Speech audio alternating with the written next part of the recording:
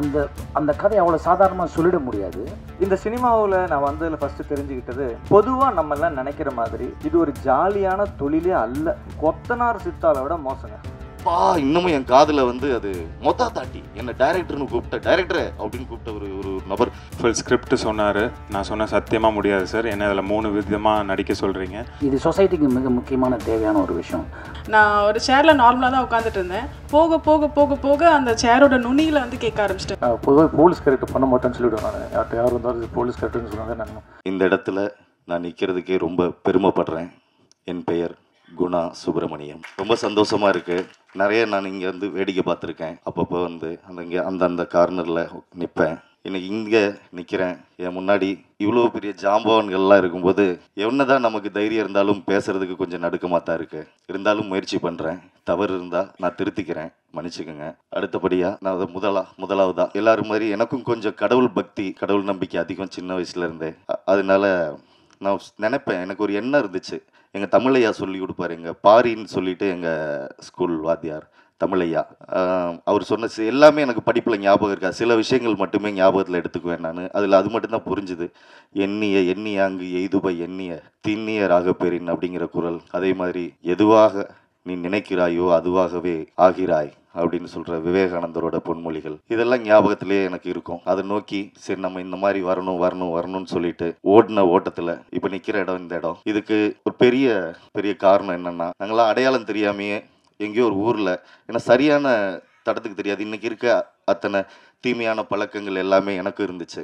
ஆமாம், அப்படி அதெல்லாம் கடந்து நான் நினைக்கிற அந்த கடவுள் சிவன் பார்வதியா, சிவனா எங்கள் ப்ரொடியூசர் சார் தோன்றுவார்னு அது மட்டும் நான் நினைக்கல. பார்வதியா எங்கள் மேடம், எங்கள் சுகுணாராமு மேடம் சாரோட ஒய்ஃப், அவங்க சிவன் பார்வதியாக இருந்து அதாவது வழி நடத்தி நீ டைரக்ட் பண்ணுங்க.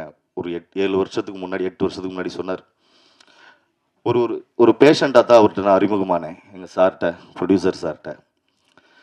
அப்போ சொன்னார், என்ன பண்ணிகிட்டு இருக்கீங்க? இந்த இதெல்லாம் பண்ணிகிட்டு இருக்கேன் சார். இப்படி போனேன், நிறைய தோல்விகள், நிறைய பிரச்சனைகள், குடும்பம் வர, அதையும் காப்பாற்றணும், அப்படியே ஓடிட்டுருக்கேன் சார் அப்படின்ட்டு. சரி ஒன்று பண்ணுவோம் ஒரு நாள், சரியா அப்படின்னு சொல்லி நான் ஞாபகம் வச்சுக்கிறேன் அப்படின்னார். அதுக்கப்புறம் தொடர்ந்து அவரை ஃபாலோ பண்ணிவிட்டு அவருக்கு தொடர்பு கொண்டுக்கிட்டே இருந்தேன். ஒரு நாள் வந்துச்சு. ஒன்று பண்ணுவோங்கண்ணா, ரெடி பண்ணுங்க அப்படின்னாரு. ரெடி பண்ணி கொடுத்தேன். இன்னும் கொஞ்சம் எனக்கு என்ன தோணுதுன்னா, வெறும் இது பொழுதுபோக்காக மட்டும் இல்லாமல் வாழ்க்கையில் நம்மளும் வாழ்ந்துட்டோம், நம்ம மூலமாக ஏதாவது சொல்லணும்னு நினைக்கிறேங்க, ஒரு ஸ்ட்ராங்கான ஒரு விஷயத்த சொல்லலாம் அப்படின்னு தோணுது அப்படின்னு அப்படி சொன்னார். ஓகே சார், எப்படி சார் சொல்லலாம் அப்படின்னு எனக்கு தோணுச்சு. அந்த இடத்துல கேட்டேன். அப்புறம் அவரே ஒரு ஸ்டோரி சொன்னார். இந்த மாதிரி இது இப்படி போகுது இந்த மாதிரி அப்படின்ட்டு.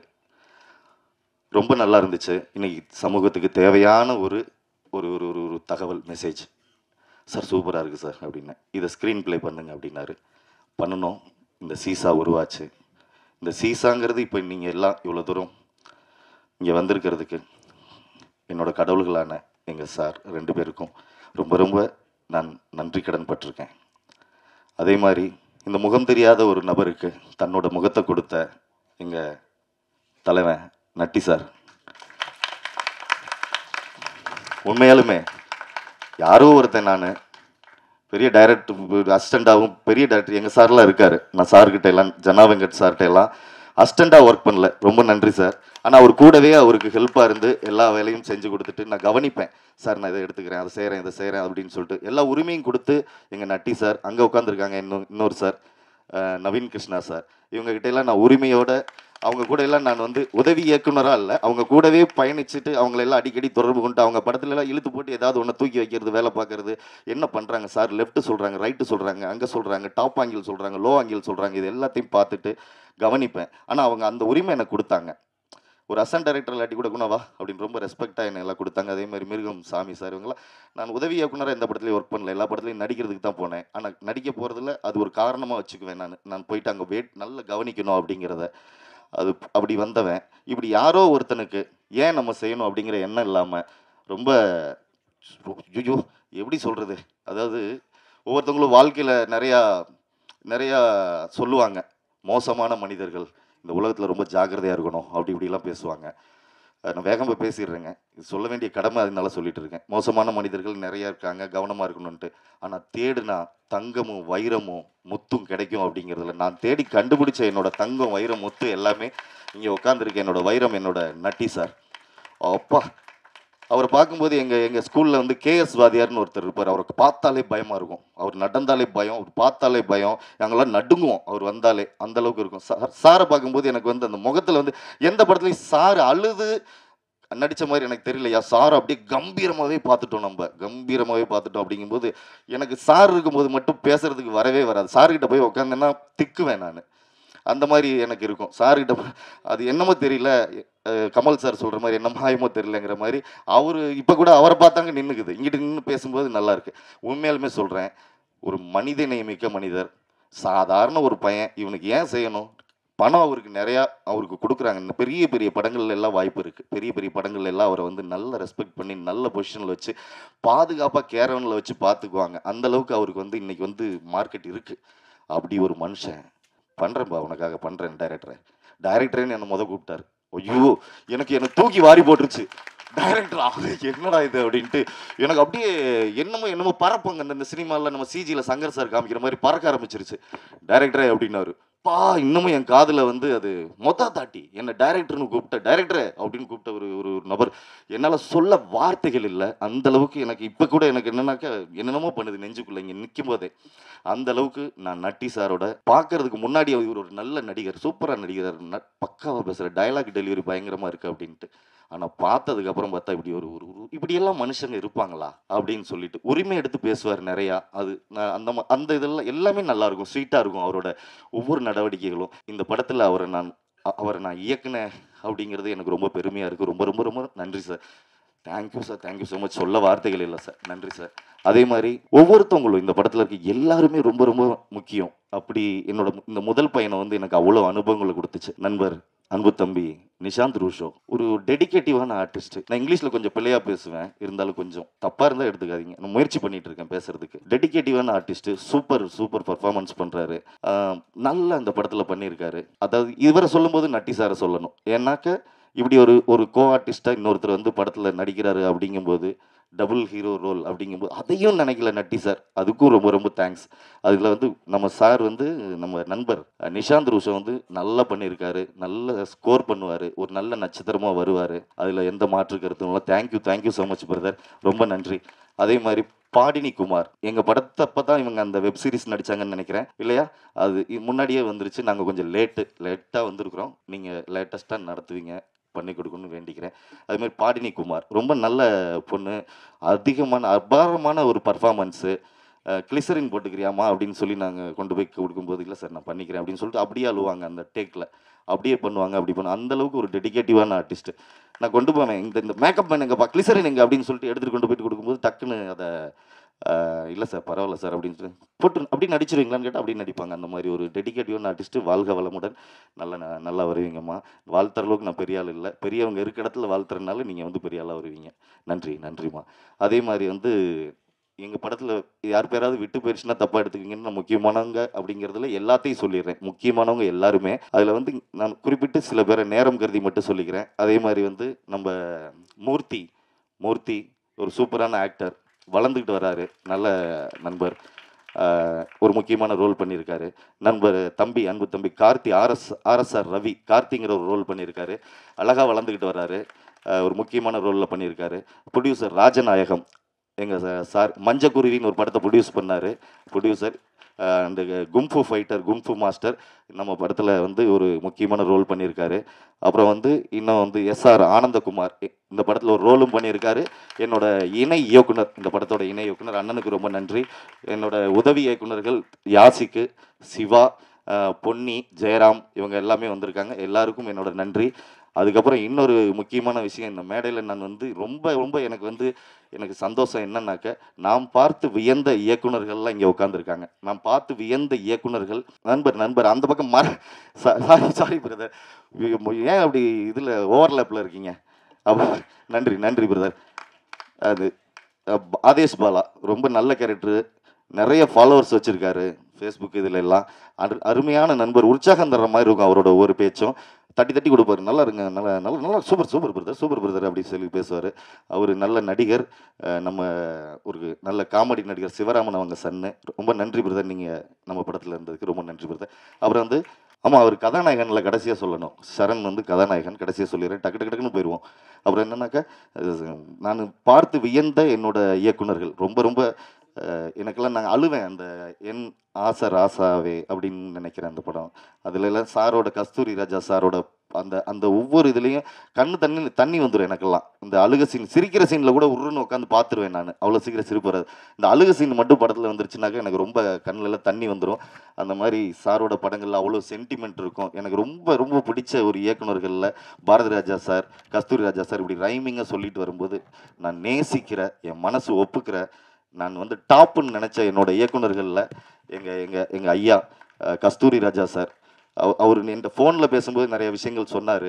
அதெல்லாம் நான் வந்து உங்களுக்கு சொல்லணும்னு நினைக்கிறேன். நேரம் இருந்தால் அதை நான் சொல்கிறேன். கஸ்தூரி ராஜா சார் அவர்களே, நீங்கள் வருகை தந்ததற்கு என் மனமார்ந்த இதயம் கணிந்த நன்றி. எங்கள் விடியல் ஸ்டுடியோஸ் பேனர் சார்பாக உங்களை வருக வரவேற்கிறோம். அப்புறம் வந்து அடுத்து பேரரசு சார், விஜய் சாரை வச்சு பட்டையை கிளப்பியிருப்பார். இப்படிப்பட்ட ஜாம்பவான்கள் எல்லாம் கூட நான் வந்து பேர் சொல்கிறதுக்கு, அவங்க இருக்கும்போதே சொல்கிறதுக்கு நான் நிற்கிறதுக்கு எனக்கு வந்து ரொம்ப ரொம்ப மகிழ்ச்சியாக இருக்குது, சந்தோஷமாக இருக்குது. சொல்ல வார்த்தைகள் இல்லை. பேரரசு சார் அவர்களை வருக என வரவேற்கிறேன். அப்புறம் ராஜன் சார், நிறைய சேனல்ஸில் அவரோட பேச்சுக்கு மயங்காத ஆட்களே எல்லாம் ரசிகர்கள் இருக்காங்க. அந்தளவுக்கு ஒரு நல்ல ஒரு தயாரிப்பாளர், விநியோகஸ்தர், இந்த மாதிரியெல்லாம் அவரை பன்முகங்கள், அவருக்கு நடிகராகவும் அவரும் வருகை தந்ததற்கு ஐயா அவர்களை வருக என வரவேற்கிறேன். மேக்ஸிமம் யாரையாவது விட்டுருந்தாக்க 5.1 Anand sir, dance master sir, fight master sir, இன்னும் இருக்கிற என்னோட அன்பு நண்பர்கள், சகோதர சகோதரிகள், இந்த படத்தில் ஒர்க் பண்ண எல்லாருமே முக்கியமானவங்க. யார் பேராவது சொல்ல மறந்துருந்தேன்னா நன்றி. அப்புறம் வந்து ட்ரெண்ட் மியூசிக் திரு ஜிதேஷ் சார், அவங்க டீம் ட்ரெண்ட் மியூசிக்கில் நம்ம சாங்ஸ் எல்லாம் வருது, எல்லோரும் கொஞ்சம் ஸ்ப்ரெட் பண்ணி ஹெல்ப் பண்ணுங்கள். அதே மாதிரி இந்த படத்துக்கு தூண்களாக இருந்து பின்னாடி இருந்து இயக்கிய எங்கள் அன்புக்குரிய என்னோட குருநாதர் அக்கறை ஆர் பாலு அவர்களுக்கும் நன்றி.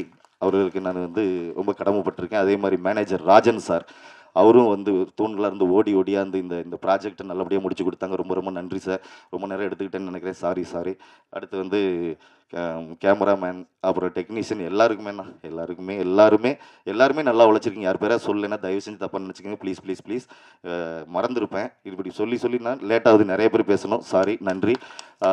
இசையமைப்பாளர் அழகாக இசையமைச்சிருந்தார் இந்த நிகழ்வின் கதாநாயகன், அவருக்கும் என்னோட நன்றியும் வாழ்த்துக்களும். சூப்பர் ஸ்டார், அவர் நல்லா பண்ணியிருக்காரு மியூசிக்கில், நல்லா வளர்ந்து வரணும். தேங்க்யூ சரண்குமார் சார், நன்றி சார், நன்றி. யார் பேராவது விட்டுருந்தா மன்னிச்சுங்க, ரொம்ப நேரம் எடுத்துகிட்டு. தேங்க்யூ ஸோ மச், நன்றி சார். சீசா ஒரு சைக்கலாஜிக்கல் த்ரில்லர் ஃபிலிம். நட்டி சாரோட ஃபர்ஸ்ட் டைம் ஒர்க் பண்ணுறேன், ரொம்ப சந்தோஷம் சார். அப்புறம் நம்ம இந்த போலீஸ் கேரக்டர்லாம் நிறைய படத்தில் பார்த்துருக்கோம். ஒரு படத்துலையும் யூனிக்காக அது ஒரு விஷயம் ஒன்று பண்ணுவார். இந்த படத்துலையும் அதே மாதிரி அந்த இன்வெஸ்டிகேஷன் பேட்டர்ன் ஆகட்டும் ரொம்ப வித்தியாசமாக இருக்கும் sir. Natty and Nishanth brother amazing performer, ரொம்ப நல்லா பண்ணியிருந்தார். குறிப்பாக ஒரு சீன் சொல்லணுன்னா, செகண்ட் ஹாஃபில் ஒரு சீன் இருக்கும், ஒரு 60 செகண்ட்ஸ் அந்த சீனு, பட் அவ்வளோ ஒரு சேஞ்ச் ஓவர்ஸ் அதில் பண்ணியிருப்பார். ஸோ அதுக்கு மியூசிக் பண்ணுறது ரொம்ப சேலஞ்சிங்காகவும் இன்ட்ரெஸ்டிங்காகவும் இருந்தது. Amazing brother. And பாடினி amazing performer, dancer, இந்த படத்துலையும் ரொம்ப நல்லா பண்ணியிருந்தீங்க. எல்லோரும் ஹார்ட் பீட்டில் நம்ம பார்த்துருக்கோம், அவங்கள தாண்டி இந்த படத்தில் இப்போ பார்ப்போம். Director Guna sir. So sir, first படமாக இருந்தாலும் உங்கள்கிட்ட நிறைய கற்றுக்கிட்டேன் சார். ஸோ உங்கள்கிட்ட கற்றுக்கிட்டது மெயினாக டீம் மேனேஜ்மெண்ட் சார். எவ்வளோ அழகாக இந்த டீமை மெயின்டைன் பண்ணி இன்றைக்கி இந்த ஆடியோ லான்ச் விழாக்கு வந்திருக்கோம், சந்தோஷம். ஸோ கடைசி வரைக்கும் நம்ம எதுவும் ஒரு மிஸ் அண்டர்ஸ்டாண்டிங் இல்லாமல் டெக்னீஷியன்கிட்ட எப்படி கேட்டால் அந்த வேலை நல்லபடியாக முடியும் சாருக்கு நல்லாவே தெரியும். ஸோ அதனால அழகாக வேலை வாங்கியிருக்கிற எல்லாரையும் இது அவர்கிட்ட நான் கற்றுக்கிட்ட விஷயம் சார். இது ப்ரொடியூசர் சார். ஸோ ப்ரொடியூசர், இந்த படம் நான் அவருக்கு பண்ணது எனக்கு ஒரு பெரிய ஆப்பர்ச்சுனிட்டியாக பார்க்குறேன். ஸோ எல்லா டெக்னீஷியனுக்கும் இப்படி ஒரு ப்ரொடியூசர் அமையணும்னு ஒரு ஆசை இருக்கும். அது வந்து செந்தில்வேல் சார். அவர் வந்து என்ன பண்ணார்னா, லைக் ஒரு க்ரியேட்டிவ் ஃப்ரீடம், ஃபினான்ஷியல் ஃப்ரீடம் எல்லாமே எனக்கு கொடுத்தார். ஒரு உதாரணம் சொல்லணுன்னா, சாங்ஸ் பண்ணும்போது சார் இந்த சாங்க்கு இந்த சிங்கர் போகலாம் அப்படின்னு சொல்லுவேன். அப்படியா, என்ன பாட்டு பாடியிருக்காங்க அவங்க அப்படின்னு ஒன்று, சார் இதெல்லாம் பாடியிருக்காங்க, ஓகேவா, நம்ம பாட்டுக்கு நல்லா இருக்குமா, ஓகே அப்போ போயிடு. ஸோ அந்த மாதிரி எனக்கு எல்லாமே பண்ணி கொடுத்தார் அவர். தேங்க்யூ சார், ரொம்ப சந்தோஷம். அண்ட் நீங்கள் கேட்ட 3 பாடல்கள் எல்லாமே அவர் எழுதின லிரிக்ஸ் அது. ஸோ ஒரு ப்ரொடியூசர், லிரிசிஸ்ட், ஆக்டர், நிறைய அண்ட் எடிட்டர் வில்சி, அவரும் பேக்ரவுண்ட் ஸ்கோர் அப்போ நிறைய பயணம் இருந்தது, நல்ல அனுபவங்கள். சவுண்ட் வந்து அஸ்வத் ஒரு டிஃப்ரெண்ட்டாக இருக்கும் இந்த படத்தில், கண்டிப்பாக பார்க்கலாம். அண்ட் ட்ரெண்ட் மியூசிக், இந்த சாங்ஸ் வந்து கொண்டு வந்த Jitesh brother, Raja Rammurthy sir, Usha ma'am, thank you. இந்த சாங்ஸ் நல்லபடியாக நீங்கள் வெளில எடுத்துகிட்டு வந்திருக்கீங்க, மக்கள்கிட்ட கொண்டு வந்திருக்கீங்க. தேங்க்யூ. That's it. தேங்க்யூ. படம் தேட்டரில் பாருங்கள், சப்போர்ட் பண்ணுங்கள். எல்லாருக்கும் வணக்கம். மேடையில் அமர்ந்திருக்கும் பெரியவர்களுக்கும் மேடையில் முன்னால் அமர்ந்திருக்கும் பெரியவர்களுக்கும் எல்லாருக்கும் வணக்கம். முக்கியமாக இந்த படத்தோட டேரக்டர் ஃபஸ்ட்டு என்னை மீட் பண்ணும்போது ஃபுல் ஸ்கிரிப்ட் சொன்னார். நான் சொன்னேன், சத்தியமாக முடியாது சார், என்ன அதில் 3 விதமாக நடிக்க சொல்கிறீங்க, அதில் வாய்ப்பே கிடையாது அப்படின்னேன். இதில் என்னைய வச்சு காமெடி பண்ணிடாதீங்க அப்படின்னேன். இல்லை பிரதர், நான் உங்கள் படங்கள் பார்த்துருக்கேன், ஒரு 2 படம் பண்ணியிருக்கீங்க, அதில் கண்டிப்பாக என்ன உங்களால் முடியும், என்னால் அவுட்புட் கொண்டு வர முடியும்னாரு. சரி, என்னை நம்பி இந்த வாய்ப்பை கொடுத்ததுக்கு நன்றி டேரக்டர் சார். அண்ட் இதை ஒத்துட்டு ஓகே, இவனை ஒரு கேரக்டராக இந்த படத்தில் ஒரு முக்கியமான ஒரு கேரக்டராக போடலான்னு ப்ரொடியூசர் சார் உங்களுக்கு ரொம்ப நன்றி. அண்ட் முக்கியமாக இந்த படத்தில் the legendary actor and cinematographer Natty சாருக்கு உங்களுக்கு ரொம்ப தேங்க்ஸ் சார். என்னென்னா, இவ்வளோ பெரிய ஒரு லெஜெண்டரி ஆக்டர் அண்ட் சினிமாட்டோகிராஃபர் நீங்கள் வந்து ஒரு ஒரு அப்கமிங் ஆர்டிஸ்ட்டுக்கு ஒரு ஸ்க்ரீன் ஸ்பேஸ் கொடுத்து இந்த இடத்துல நிற்க வைக்கிறீங்க அப்படின்னா அது ஒரு பெரிய விஷயம். ஏன்னா எல்லா ஆக்டர்ஸும் அது பண்ணுறது கிடையாது.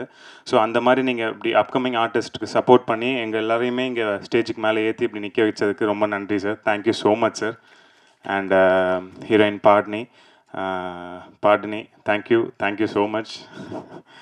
அண்ட் மூர்த்தி, ரவி ப்ரோ, எல்லாருக்கும் ரொம்ப தேங்க்ஸ். மூர்த்தி பிரதர், நிறையா ட்ராவல் பண்ணியிருக்கோம். Thank you so much. அண்ட் முக்கியமாக இந்த படத்தோட கதாநாயகன், இந்த விழாவோட கதாநாயகன் Charan brother. The music has come out really well. நல்லா பண்ணியிருக்கீங்க, சூப்பர்பாக இருக்குது சாங்ஸ் கேட்கவே. So thank you brother. And thank you all. நீங்கள் எல்லாருமே என்னோட படம் பண்றதுக்கு நன்றி சொல்லி, பருந்தாகுது ஊர்க்குருவி இந்த ப்ரெஸ் மீடியா சப்போர்ட் பண்ண மாதிரி இந்த படத்துக்கும் கண்டிப்பாக நீங்கள் சப்போர்ட் பண்ணுவீங்கன்னு நம்புகிறேன். ஸோ உங்களோட ஆதரவில் நாங்கள் இந்த படத்தை January 3 ரிலீஸ் பண்ணுறோம். உங்களோட சப்போர்ட்டில் தான் இந்த படம் ரிலீஸ் ஆகுது. ஸோ நீங்கள் எல்லாருமே படத்தை பார்த்து நல்லபடியாக எழுதுங்க. Thank you so and thank you for giving me this opportunity. Thank you all. வணக்கம். முதல்ல எங்களுக்காக பத்திரிகையாளர்கள் அண்ட் ஸ்டேஜில் இருக்க எல்லா மகான்கள் அவங்களுக்கும் ரொம்ப நன்றி சொல்லிக்கிறேன். எங்களுக்காக இவ்வளோ நேரம் டைம் ஸ்பெண்ட் பண்ணி வந்திருக்க எல்லாருக்குமே ரொம்ப நன்றி. ஃபர்ஸ்ட் ஆஃப் ஆல், இந்த படத்தோட கதையை வந்து குணா சார் எக்ஸ்பிளைன் பண்ணப்போ வந்து நான் ஒரு சேரில் நார்மலாக தான் உட்காந்துட்டு இருந்தேன். போக அந்த சேரோட நுனியில் வந்து கேட்க ஆரம்பிச்சிட்டேன், சார் நெக்ஸ்ட் என்ன அந்த மாதிரி ஒரு எதிர்பார்ப்போடு போச்சு அந்த கதை. அதே மாதிரி தான் எங்கள் படத்துலையுமே நீங்கள் நெக்ஸ்ட் என்ன எக்ஸ்பெக்ட் பண்ணுற அளவுக்கு தான் எங்களோட ஃபிலிமும் இருக்கும். ஒரு சஸ்பென்ஸ் த்ரில்லர் மூவி எடுக்கிறது அவ்வளோ ஈஸி கிடையாது, ரொம்ப கஷ்டமான விஷயம். அந்த ஆடியன்ஸை ஒரு த்ரில்லிங்காக கொண்டு போகிறது. கண்டிப்பாக அவங்க எல்லாரையுமே வந்து ஒரு த்ரில்லிங்காகவே கடைசி வரைக்கும் என்ன நடக்க போகுதுன்னு ஒரு எக்ஸ்பெக்டேஷனோடு இந்த படம் அந்த கதை இருக்கும்னு நான் வந்து தெரிவிக்கிறேன். கண்டிப்பாக நீங்கள் எல்லாருமே பார்த்துட்டு சப்போர்ட் பண்ணுங்கள். Guna sir first of all என்னை வந்து பார்க்குறப்போ வந்து ஒரு டவுட், பண்ணிடுவியாமா அப்படின்னு சொல்லி. பட் ஆனால் அவர் எனக்கு நம்பி இந்த வாய்ப்பை கொடுத்ததுக்கு ரொம்ப நன்றி சார். அண்ட் ப்ரொடியூசர் சார் தான் வந்து என் மேலே ஒரு நம்பிக்கை வச்சு செலக்ட் பண்ணாங்க. ரொம்ப நன்றி sir, Senthil sir. So and Natty sir உங்கள் கூட எனக்கு ஸ்க்ரீன் ஸ்பேஸ் இல்லை, அதுக்கு நான் ரொம்ப வருத்தப்படுறேன். பட் ஆனால் கண்டிப்பாக ஃப்யூச்சரில் பண்ணணும்னு ஒரு அபிப்பிராயம். இங்கே என் கூட நடிச்சிருக்க ரவி, மற்ற எல்லாருக்குமே என்னோடய ஃப்ரெண்டாக பண்ணியிருக்க எல்லாருக்குமே வந்து ரொம்ப நன்றி. என்னோட அந்த அளவுக்கு வந்து சப்போர்ட்டிவாக பண்ணாங்க. நிஷாந்த் ரசோ, தேங்க்யூ நிஷாந்த். ரொம்ப சப்போர்ட்டிவான ஒரு கோஆக்டர். எனக்கு எது பண்ணாலுமே வந்து ரொம்ப ஒரு கோஆர்டினேஷனோட பண்ணணும் அப்படின்னு நினைக்கிற ஒரு கோஆக்டர். தேங்க்யூ நிஷாந்த் அந்தளவுக்கு. ஸோ கண்டிப்பாக சப்போர்ட் பண்ணுங்கள். உங்கள் எல்லாருக்குமே ஒரு எதிர்பார்ப்பை கொடுக்கக்கூடிய ஒரு படமாக இருக்கும்னு நான் நம்புகிறேன். தேங்க்யூ. என்னுடைய தாய் தெரிஞ்சிருக்க என்னுடைய முதல் வணக்கம். நான் பொதுவாக போலீஸ் கேரக்டர் பண்ண மாட்டேன்னு சொல்லிவிடுவேன். நான் யார் இருந்தாலும் போலீஸ் கேரக்டர்னு சொன்னாங்க, நான் சார் போலீஸ் கேரக்டர் தான், அது இல்லாமல் வேறு ஏதாவது சின்ன கேரக்டர் பண்ணிடுறேன் அப்படின்னு. அது மாதிரி ஒரு வந்து போலீஸ் கேரக்டர் வந்து நான் ஆனந்த் சொன்னப்பில்ல, போலீஸ் கேரக்டர் நான் பண்ண மாட்டேன் ஆனந்து, நான் பண்ணுறதில்ல அப்படின்னு ஆடுவேன். அதுக்கு ஒரே காரணம் நட்டி சார் தான். இல்லை பண்ண மாட்டேன், பண்ணுறதுக்கு அதுக்கு அடுத்தது வர ஏன்னா நட்டி சார் கூட தான் நீ பண்ணுற, த்ரோட்டாக பண்ணுற, நல்ல ஒரு ரோல் இருக்கும். அந்த ஒரு காரணத்தை தான் சார் நான் அந்த படத்துக்கு ஒத்துக்கிட்டேன். நாங்கள் ஏன்னா நட்டி சார் உண்மையை நம்ம கூட இன்னும் எத்தனை பண்ணாலும் ஒத்துப்பேன். நான் அந்தளவுக்கு நல்ல எக்ஸ்பீரியன்ஸ் கொடுத்த ஒரு நட்டி சார் எனக்கு. எல்லாருமே சொன்னாங்க நட்டி சாரை பற்றி. நான் கூட இருந்து அவர் கூடவே இருந்து பண்ணேன். ஒரு சேனலோட இன்ட்ரி கொடுத்தேன், லவர் மாதிரி இருந்தேன் நட்டி சொல்வேன். அந்த மாதிரி நட்டி சார் வந்து எனக்கு அவ்வளோ ஸ்பேஸ் கொடுத்தாரு. நான் அவர் பண்ணும்போது நிறைய இம்ப்ரூவைசேஷன் பண்ணுவார். சில பெரிய நடிகளோட பண்ணும்போது நம்மளுக்கு கொஞ்சம் ஒரு பயம் ஒன்று இருக்கும், ஐயோ என்ன சொல்லுவாங்களோ ஏது சொல்லுவாங்கன்னு.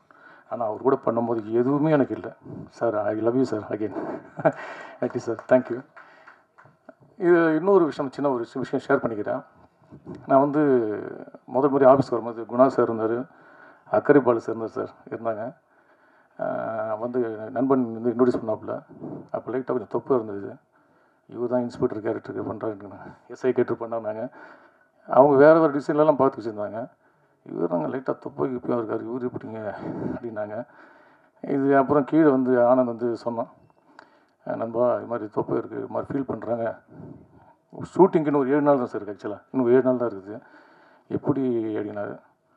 இல்லைடா நீ பாடுறா, கண்டிப்பாக என்னால் குறைச்ச முடியும் அப்படின்னு சொல்லிட்டு வீட்டில் டெய்லி கோஸு கேரட் இப்படியே சாப்பிட்டு உடம்பு குறைச்சி அதுக்கப்புறம் அது அவ்வளோ உண்மையாக தொப்பையெல்லாம் குறைச்சிட்டு பண்ணும்போது நீ அந்த ஒரு நாள் ஷார்ட்டு முடிச்சுட்டு போகும்போது நைட்டு அதையும் நண்பன் தான் ஃபோன் பண்ணான். சுகுணா மேடம் சரி, ப்ரொடியூசர் சார் சரி, ரொம்ப ஹாப்பிடா, எல்லாமே வந்து நீ தொப்பியை பார்த்து வருத்தப்பட்டாங்க, நான் தொப்பியை இல்லாமல் குறைச்சிட்டு வந்துட்டேன் அப்படின்னு. அக்கறை பால் சார்லாம் ரொம்ப சந்தோஷப்பட்டார். அவர் எங்கே இருக்காருன்னு தெரியல, அக்கறை பால் சார். அவர் உண்மையே ஸோ அந்தளவுக்கு வந்து இந்த படம் வந்து அவ்வளோ, ஏன்னா நல்ல படம் நட்டி சார் உணரும்போது இந்த படத்தை மிஸ் பண்ணவே கூடாது அப்படின்றது தான் அந்த படம். அந்தளவுக்கு நான் ஒர்க் அவுட் பண்ணேன். ஒரு நடிகனுக்குரிய கடமை தான் இது. நான் ஒன்றும் பெருசான ஒன்றும் பண்ணல. ஒரு நடிகன் அந்த கேரக்டரை மாறுறதுக்கு நம்ம சின்ன விஷயம் எடுத்துக்கணும், அந்த விஷயம் பண்ணேன். நன்றி சார். டைரக்டர் குணா சாருக்கு என்னுடைய ரொம்ப நன்றி. எனக்கு பல வருட நண்பர் குணா சார். அவர் சொன்ன மாதிரி ஃபேஸ்புக்கில் ஒரு காலத்தில் ஃபேஸ்புக்கிலலாம் ஏன்டா ஃபோட்டோ போடுறேன்னு கேட்டுட்டு இருந்தாங்க. இன்றைக்கி நம்மளமாக நிறைய பேர் ஃபோட்டோ போட ஆரம்பிச்சிட்டாங்க. ஏன்னா அது ஒரு பெரிய கான்டெக்ட். அது அந்தளவுக்கு குணா சார் வந்து ஃபேஸ்புக் மூலிமா நிறைய பழக்கம். அதே மாதிரி ப்ரொடியூசர் சாருக்கு ரொம்ப நன்றி சார், இப்படி ஒரு அருமையான வாய்ப்பு கொடுத்ததுக்கு. சுகுணா மேடம் ரொம்ப சப்போர்ட் எனக்கு ஷூட்டிங் ஸ்பாட்டில். அவங்க ரொம்ப நல்லா பண்ணுறீங்கன்னு சொல்லிட்டு எனக்கு ரொம்ப சப்போர்ட் பண்ணாங்க சுகுணா மேடம். இவங்க இந்த ரெண்டு நல்ல உள்ளத்துக்காக இந்த படம் மிக பெருசாக ஜெயிக்கணும். அவ்வளோ அருமையான ப்ரொடியூசர்ஸு. எந்த வகையிலுமே நடிகர்களுக்கு எந்த பிரச்சனையுமே கிடையாது. காலையில் ஈவினிங் தான் பேமெண்ட்டு தான் பெரிய மேட்டர் இருக்கும். அந்த பேமெண்ட்லாம் ஈவினிங் பக்காவாக வந்துடும், அந்த நம்பி போகலாம். அதான் என்ன சார் நடி சார் அந்தளவுக்கு வந்து அவ்வளோ அழகாக ரொம்ப ஷூட்டிங் ஸ்பாட்டு எனக்கு வந்து ஒர்க் பண்ணும்போது எங்களுக்கு எந்த வித இதுவுமே இல்லை. அந்தளவுக்கு ரொம்ப ஃப்ரீயாக ஒர்க் பண்ணோம். அந்தளவுக்கு ஒரு டீம் கிடைக்கிறது, ஒரு நடிகனுக்கோ ஒரு டெக்னீஷியன்ஸுக்கோ இந்த மாதிரி ஒரு டீம் கிடைக்கிறது வந்து ஒரு பெரிய விஷயம். அந்த ஒரு டீமை வந்து அமைச்சு கொடுத்தது குணா சாருக்கும் ப்ரொடியூசர் சாருக்கும். மற்றும் என் கூட ஒர்க் பண்ண ரூசோ நண்பர் கதாநாயகன் ரூசோ பாடினிக்குமார். ஸோ இங்கே மற்றும் என்னுடைய அனைத்து நடிகை மூர்த்தி, ரவி, ராஜநாயகன் சார் எல்லாருக்கும் என்னுடைய பணிவான நன்றிகள். ஸோ கஸ்தூரிராஜா சார்கிட்ட நான் உண்மையாக ஷேர் பண்ணினேன். அவர்லாம் எங்கள் அப்பா வந்து சாரோட படத்தை நடிச்சிருக்காரு சார். சிவராமன் சார் பையன், காமெடி நடிகர் சிவராமன் சார் பையன். ராஜன் சார் படத்துலையும் அப்பா பண்ணியிருக்காங்க, சின்ன பூவிக்கில் அதெல்லாம் அப்பா நடிச்சிருக்காங்க. ஸோ இவங்க இருக்கிற அருந்தர் சார் எப்பவுமே என்னுடைய வெல்விஷர் சார் அருந்தர் சார். அதே மாதிரி பேரர் சார். சார் நான் உங்களுக்கு கொரோனா டைமில் உங்களுக்கு மறக்கவே மாட்டேன். கொரோனா டைமில் வீட்டில் உட்காந்துட்டு ஷார்ட் ஃபிலிம் பண்ணும்போது எனக்கு முதல் முறையாக ஆதரவு கொடுத்து வீடியோ போட்டு எனக்கு பாராட்டினவர் பேரர் சார். ஸோ நீங்கள்லாம் இருக்க மேடைகளில் ஒரு நடிகனா இந்த மாதிரி நீங்கள்லாம் இருக்கனால தான் எங்களுக்கு பெரிய தன்னம்பிக்கை இருக்குது. இன்னும் பெரிய பெரிய மேடைகள்லாம் நான் காத்துட்ருக்கேன், நம்பிக்கையில் நான் போராடிட்டு இருக்கோம். எங்களை மாதிரி நடிகர்கள் எவ்வளோ பேர் பார்த்துட்ருக்கோம். ஸோ அனைவரும் நன்றி. என் தாய் அவங்க தான் அவங்களுடைய பெரிய கனவு. அந்த தாயோட கனவில் நான் கரெக்டாக போயிட்டுருக்கேன்னு நினைக்கிறேன். ஸோ வந்திருந்து வாழ்த்த வந்த அனைவருக்கும் இந்த படத்தை மிகப்பெரிய வெற்றி அடித்த மாதிரி உங்களை பணிவன்போடு கேட்டுக்கிறேன். Thank you. I love you all. Thank you. அனைவருக்கும் வணக்கம். ஆக்சுவலாக மைக்கேல்னால் இங்கே யாருக்கும் பெருசாக தெரியாதுன்னு நினைக்கிறேன்.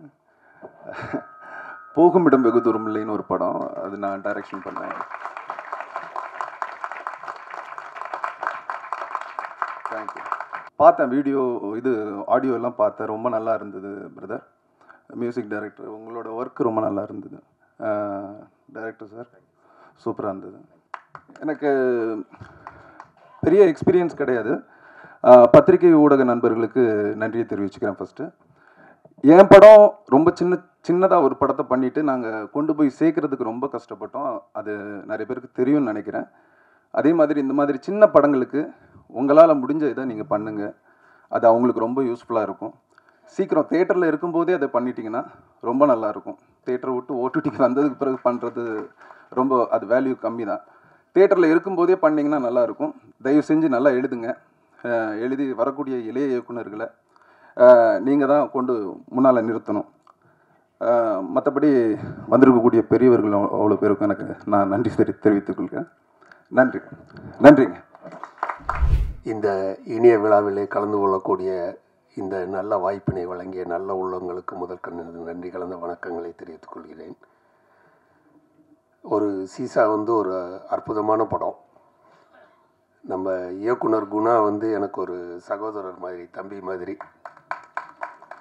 நீங்கள் தான் இந்த ரோலை பண்ணணும்னு சொல்லி ஒரு அற்புதமான ரோலும் கொடுத்துருக்காரு. ஒரு மாறுபட்ட இந்த கதை அம்சம் ரொம்ப அற்புதமான கதை அம்சம். அது தயாரிப்பாளரோட கதை. அவங்க நேரில் சந்தித்த ஒரு நிகழ்ச்சி. இன்றைய காலகட்டத்திற்கு மிகவும் தேவையான ஒரு விஷயம். இந்த விஷயம் அவர் சொல்ல வந்திருக்க விஷயம், அதை வெளில சொல்லக்கூடாது, அது கதையோட இது.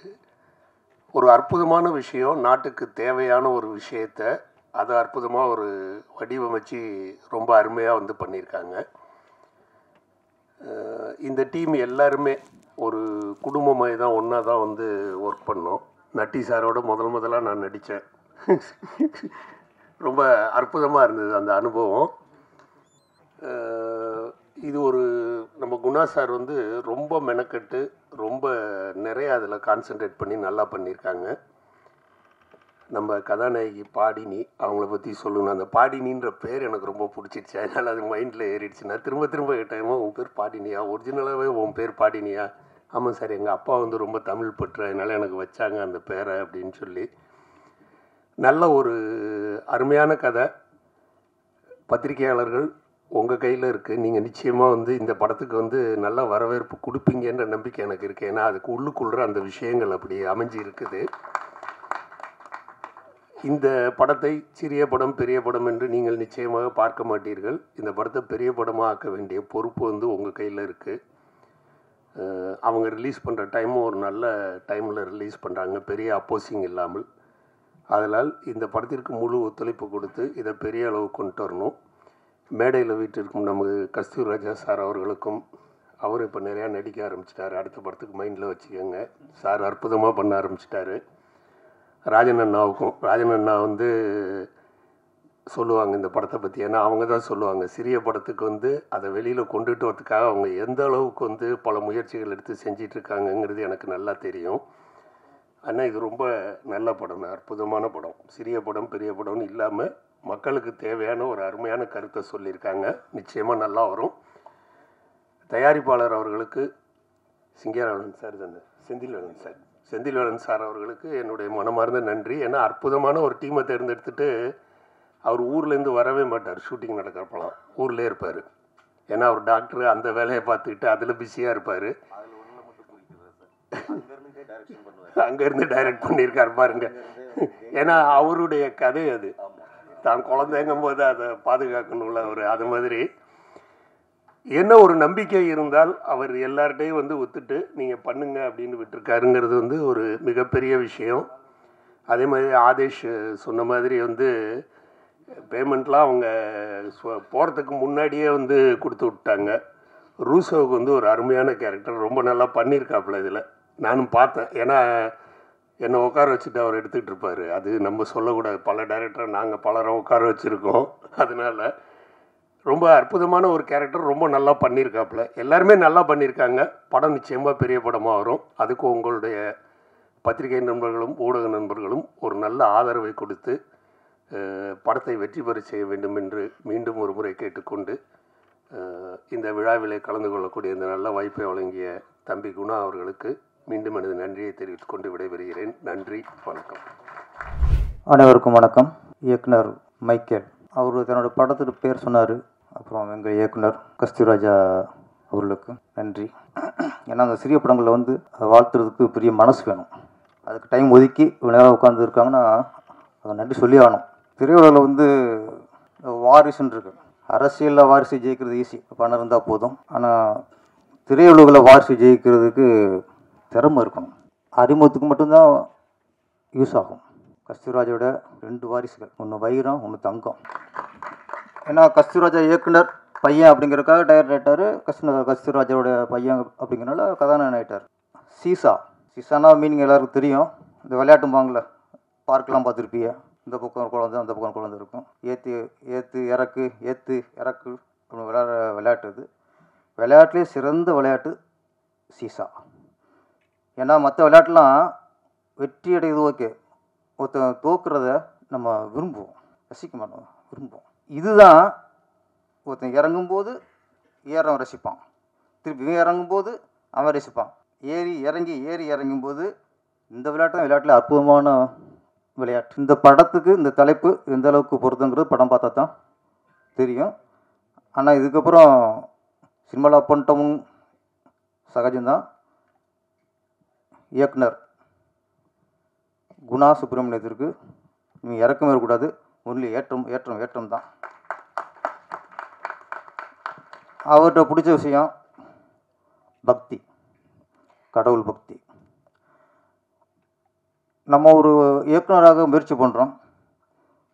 அப்போ ஒரு பிடிச்சிட்ட தொடர்ந்து 10-15 முயற்சி பண்ணி அதுக்கப்புறம் அப்பாயின்மெண்ட் வாங்கி அதுக்கப்புறம் அவர்கிட்ட கதை சொல்லி அந்த கதை பிடிச்சி போய் அந்த படத்து மூலமாக ஒருத்தர் இயக்குனர் ஆனார்னா நம்ம அங்கே கடவுள் நம்பணும்னு அவசியம் இல்லை, முயற்சி. அவர் கதை நல்லா இருக்குது, அவருக்கு திறமை இருக்குது. அந்த திறமையை புரிஞ்சுட்டு தயாரிப்பாளருங்கிற யார், சினிமா தொழில் உள்ளவர், படம் பண்ணுறவர், அது ஒரு வியாபாரம். அப்போ இந்த கதை சரியாக வரும்ட்டு வியாபாரத்துக்கு அந்த கதையை ஓகே பண்ணி அவரை இயக்குனர் ஆக்குறங்கிறது அந்த இயக்குனரோட திறமை தான், முயற்சி தான். இன்றைக்கி எங்கே கடவுள் பக்தி வேலை செய்யுதுன்னா, இங்கே இருக்க தயாரிப்பாளர் டாக்டர் செந்தில்வேலனும் அவர் திரைப்பட தயாரிப்பாளர் அல்ல, அவர் தொழில் டாக்டர். இவர் அங்கே ஒரு பேஷண்ட்டாக போனவர், இவரை பற்றி அவர் விசாரிக்க, இவர் ஒரு தொழிலை பற்றி சொல்ல, அங்கே ஒரு டாக்டர் வந்து இவரை டைரக்டர் ஆக்குறார்.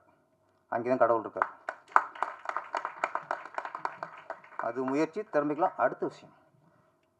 அப்போ அங்கே கடவுளை நம்பி ஆகணும். இன்னும் நல்லா சொன்னார், செந்தில்வேலன் எனக்கு சிவன், சூனா மேடம் எனக்கு சக்தி. நம்ம சாமியை வந்து கோயிலில் தேடணும் அவசியம் இல்லை, அங்கே போய் சிலையில் பார்க்கணும் அவசியம் இல்லை. தக்க சமயத்தில் நம்ம வாழ்க்கையில் யார் உதவி பண்ணுறாங்களோ அவங்க தான் கடவுள். அங்கே கடவுளுக்கு உருவம் இருக்குது. இப்போ இயக்குனர் குணா சுப்பிரமணியத்தை பொறுத்த வரைக்கும் சிவனோட உருவம் நம்ம லிங்கம்மா அதெல்லாம் இல்லை, செந்தில்வேலன் தான். சக்தியின் உருவம் சூனா மேடம் தான். என்னைக்கு ஒருத்தர் நமக்கு உதவி செஞ்சவரை தெய்வம் நினைக்கிறாங்களோ அவங்களோ உயர்ந்த மணி யாருமே இல்லை சார். இங்கே குணா சுப்பிரமணியங்கிறது அவர் இயக்குனர் அப்படிங்கிறத விட முதல்ல ஒரு நன்றியுள்ள மனிதராக இருக்கார். அந்த அந்த நல்ல உள்ளமே நம்மளுக்கு வெற்றிக்கு வழிவகுத்துரும். அப்புறம் தயாரிப்பாளர் வெற்றிவேலன், செந்தில்வேலன், அவர் மருத்துவராக இருந்தால் கூட அவருக்குள்ள ஒரு கலைஞர் இருந்திருக்காரு, அவருக்குள்ள கதாசிரியர் இருந்திருக்கிறாரு சார். நம்மளை பொறுத்து எல்லாருக்குள்ளேயும் ஒரு கதை இருக்குது சார். எல்லா மனிதருக்குள்ளேயும் ஒரு ஒரு பிரச்சனை இருக்கும், ஒரு கதை இருக்கும். அது அவங்களுக்கு கதையாக தெரியாது. ஹோட்டலில் ஒர்க் பண்ணுறவங்களுக்குள்ள ஒரு கதை இருக்கும், குப்பை எழுறாங்களா அவங்களுக்குள்ள ஒரு கதை இருக்கும், துணிக்கடை ஒர்க் பண்ணுறவங்கள ஒரு கதை இருக்கும். எல்லாருக்குள்ளேயும் ஒரு கதை இருக்கும். நம்மளாம் என்ன நினைக்கிறோம், அது கதையை நினைக்கிறது இல்லை, நம்ம பிரச்சனை நினைக்கிறது. எனக்கு இந்த பிரச்சனை, எனக்கு தங்கச்சியால் பிரச்சனை, எனக்கு மச்சானால் பிரச்சனை, எனக்கு பார்ட்னரால் பிரச்சனை. எல்லாருமே நமக்குள்ள கதையை பிரச்சனை சொல்லிட்டு இருக்கோம். ஆனால் டாக்டர் தான் அவருக்குள்ள பிரச்சனையை கதையாக சொல்லியிருக்காரு. அப்போ நம்ம பிரச்சனையாக இல்லாமல் அதை கதையை பார்த்தாலே அதை ரசிச்சிடுவோம், நம்ம டெவலப் பண்ணுவோம் கதையை. அப்போ நமக்குள்ள பிரச்சனையை அதை நீ கதையை நினச்சி பாருங்கள், இது இப்படி போனால் இப்படி இருக்கும், இப்படி போனால் இப்படி நினச்சி பார்த்தாலே அங்கேயே நம்மளுக்கு இந்த மன அழுத்தம் போய் தேவையில்லாத ஒரு மன உளைச்சல் பிரச்சனை அதெல்லாம் போய் ஈஸியாயிரும்.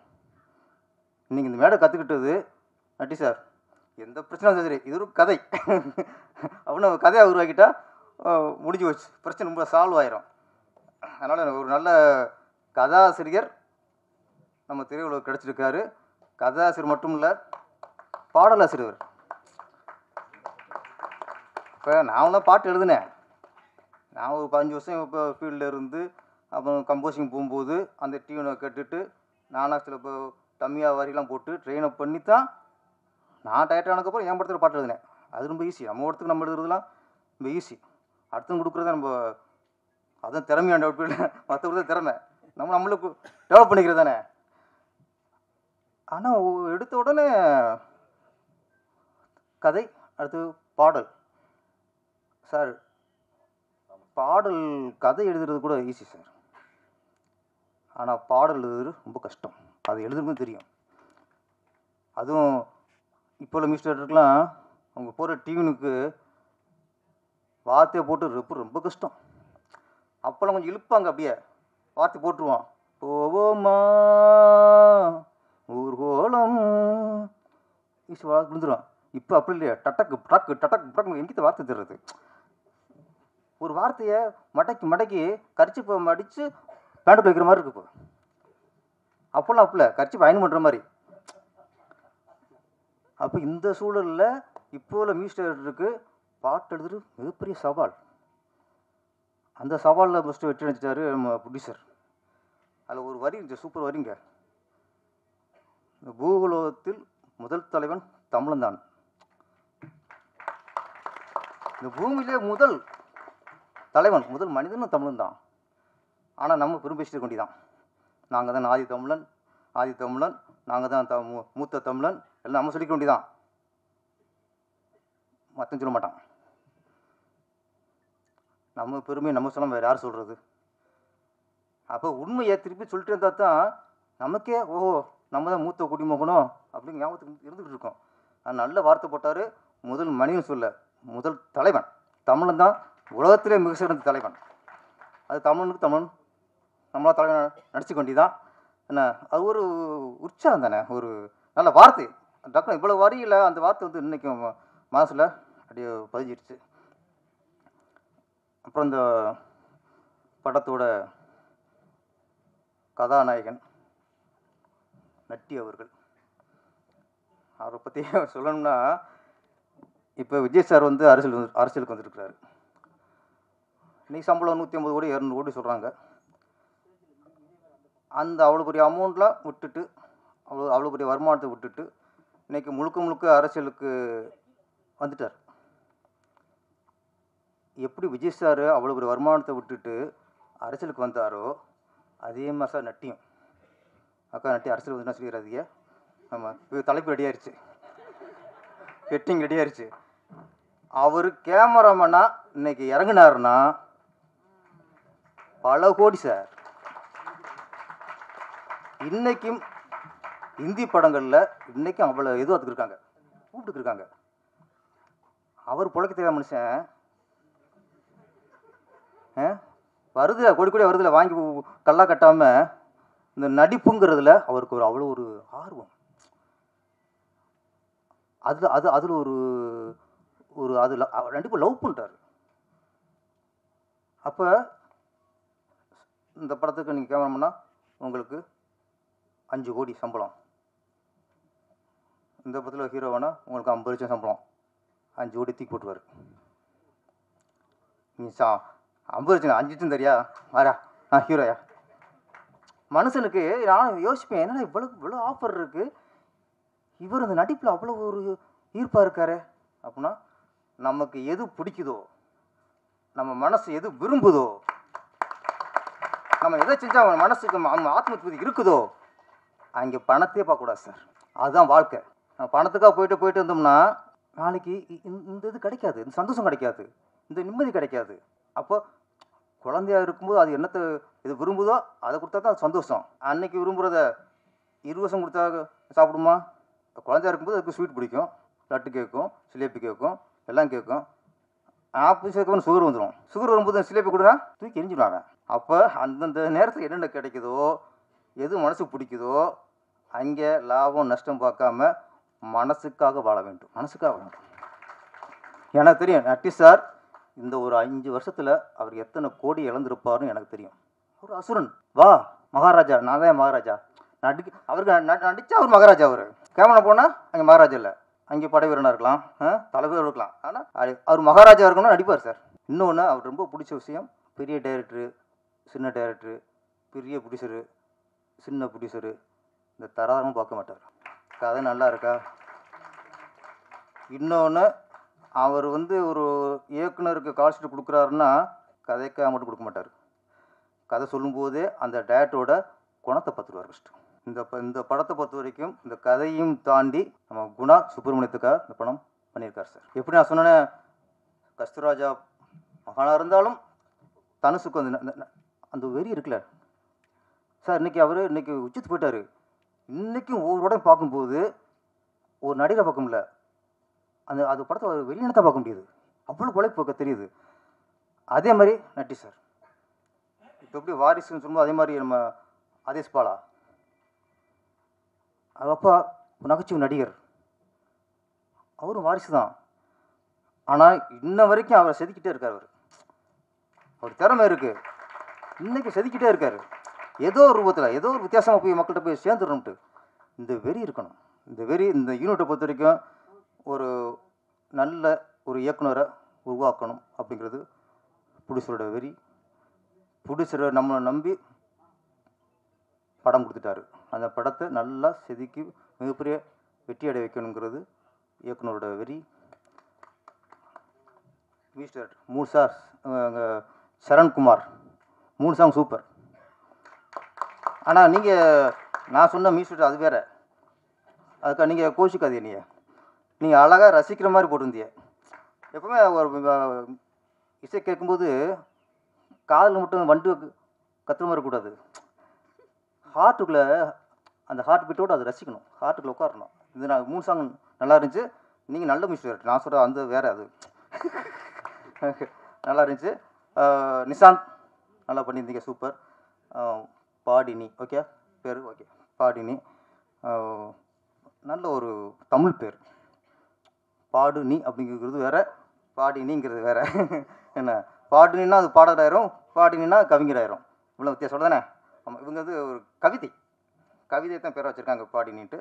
ஆமாம், இந்த மொத்த யூனிட்டும் இந்த படத்தின் வெற்றி மூலமாக மிகப்பெரிய இடத்தை அடைய வேண்டும். தொடர்ந்து செந்தில் வெற்றிவேலன் அவர்கள் தொடர்ந்து வெற்றி வந்துச்சு பாருங்க. அது பேர் சொல்லும்போது செந்திலும் போது வெற்றி வேலைங்கும் போது அங்கேயே வெற்றி ஆட்டோமேட்டிக்காக நான் பலவட்டம் சொல்லிட்டோம், வெற்றின்னு அது பழிச்சுன்னு சார். செந்தில் வேலன் ஆகிய வெற்றிவேலன் மிகப்பெரிய வெற்றியை கொடுக்கணும். அடுத்த படத்தில் எங்களை போல் ஒரு பாடலை சேர்க்கும் ஒரு பாட்டை கொஞ்சம் அவர் தூக்கி போடுங்க அப்படியா. நன்றி, வணக்கம். படம் மிகப்பெரிய வெற்றியுடைய வாழ்த்துக்கள், நன்றி. இப்போ என் பேரன் கூட வந்திருக்காரு, அவர் சொல்ல மறந்துட்டார், பேரரசு. என்னுடைய பேரனை சொல்ல மறந்துட்டு. இப்போது நிலவுக்கு என் மேல் என்னடி கோபம்னு ஒரு படம். இந்த அளவுக்கு காரணம் நீங்கள் தான். நீங்கள் மனசு வச்சதுனால தான் நாங்கள் திருப்பி இங்கே ஒரு மேடையை போட்டு இந்த இடத்துல நின்று நாங்கள் மீட்டிங் போட்டு பேசிகிட்டு இருக்காங்க. எல்லோரும் எனக்கு தெரிஞ்சவங்களாக தான் இருப்பாங்க, சில பேருக்கு நான் தெரிஞ்சவனாக இருப்பேன். இதில் முதல்ல நான் இதில் நன்றி கடனும் செலுத்த வேண்டியது தயாரிப்பாளர்களுக்கு. செந்தில் வேலன் இல்லையா, செந்தில் வேலன் ஒரு தயாரிப்பாளர் போய் திடீர்னு டாக்டர் வேலை பார்த்துட முடியாது. ஒரு டாக்டர் படம் எடுத்திருக்கார், விட்டுருவோமா நம்ம? தயவு செஞ்சு ஒரு படத்தை இந்த அளவுக்கு கொண்டு வர்றதுக்கு இன்னும் படம் ரிலீஸ் ஆகலை. எவ்வளவு காயப்பட்டிருப்பாங்க, எவ்வளவு துன்பங்களை அனுபவிச்சிருப்பாங்க. முகம் தெரியாதவங்களை வச்சுக்கிட்டு, முகம் தெரியாத இயக்குனர், முகம் தெரியாத தயாரிப்பாளர், எல்லா வசதிகளும் இருந்தாலே இன்றைக்கி கஷ்டம். எதுவுமே இல்லாமல் இந்த அளவுக்கு படத்தை எவ்வளவு இன்வெஸ்ட் பண்ணி எப்படி கொண்டு வந்தாங்க அப்படிங்கிறது அந்த கடவுளுக்கு தான் வெளிச்சம். அவங்களெல்லாம் நீங்கள் ஒரு 4 வார்த்தைகள் எங்களை பற்றியெல்லாம் எழுதாதீங்க, இந்த படத்தை பற்றி ஒரு 4 வார்த்தைகள் எழுதுனீங்கன்னா நல்லா, இல்லாட்டியும் நல்லா இருக்குன்னு எழுதுங்க. அதனால் ஒன்றும் உங்களுக்கு குறைஞ்சிட போகிறதில்ல, படம் நல்லா தான் இருக்குது. 3 சாங்ஸ் பார்த்தோம், ஒரு ட்ரைலர் பார்த்தோம், ரொம்ப அழகாக ஒரு இலக்கண பிழை இல்லாமல் இருக்குது. அதை நீங்கள் எழுதுறதுல ஒரு தவறும் கிடையாது. அவங்க நல்லா வரணும், வந்தால் திருப்பி நம்ம சந்திச்சுக்கிட்டே இருப்போம். இந்த சினிமாவில் சம்பாதிச்ச எவனுமே இதை எடுத்துக்கிட்டு வெளியே ஓடி போயிட முடியாது. அந்த டாக்டர் மறுபடியும் இங்கே தான் வருவார், இன்னொரு படமும் எடுப்பார். ஐ திங்க் நானே டைரக்டராக இருந்தாலும் இருக்கலாம்ல இருக்கலாம். அதனால் இதுக்கெல்லாம் உங்கள் சப்போர்ட் ரொம்ப தேவைப்படுது. நான் எவ்வளோ உங்களோட கலந்து வளர்ந்து வந்திருக்கேன் அப்படிங்கிறது நமக்குள்ளே இருக்கிற உறவுகள் சொல்லும். ஒவ்வொரு தனித்தனி பேராக கூட என்னால் சொல்ல முடியும். இயக்குனர் ஒரு வார்த்தை சொன்னார், டைரக்டர் குணா சுப்பிரமணியம், குடும்ப கஷ்டம் இருந்தது அப்படின்னு சொன்னார். இது சினிமாவில் இருக்கிற ஒவ்வொருத்தனையுமே கோழையாக்குறது குடும்ப கஷ்டம்தான். அதாவது ஓட்டப்பந்தயத்தில் முதுகில் மூட்டையை கட்டிக்கிட்டு ஓடின மாதிரி சினிமாவில் இருக்கிறவன் குடும்பம் வச்சுருக்கிறது. ஏன்னா இதை நான் அனுபவிச்சுவேன். நான் சென்னைக்கு வரும்போது கிட்டத்தட்ட ஒரு இந்த சினிமா இருக்கு இல்லைங்களா, இது ஒரு அபூர்வமான சக்தி இருக்குது இந்த சினிமாவுக்கு. தனக்கு வேண்டியவர்களை தானே தேர்ந்தெடுத்து கொள்கிறது. நீ எந்த மூலையில் போய் இருந்தாலும் உன்னை விடாது. தகுதி இல்லாத ஒருத்தனை நீ எவ்வளவு முயற்சி பண்ணாலும் உள்ள நுழைய விடாது. அதுதான் சினிமா. இதுக்கு நானே ஒரு உதாரணமாக நிற்கிறேங்க. ஐ திங்க் இது 1979 78 வருஷம்னு நினைக்கிறேன். நான் அசல் பட்டி கேட்டான். 200% நாட்டுப்புறத்தான். நான் இங்கே இருக்கிற நாகரிகங்கள் எதுவுமே தெரியாது. பஸ்ஸில் ஏறி மதுரையிலேருந்து சென்னைக்கு வரணும்.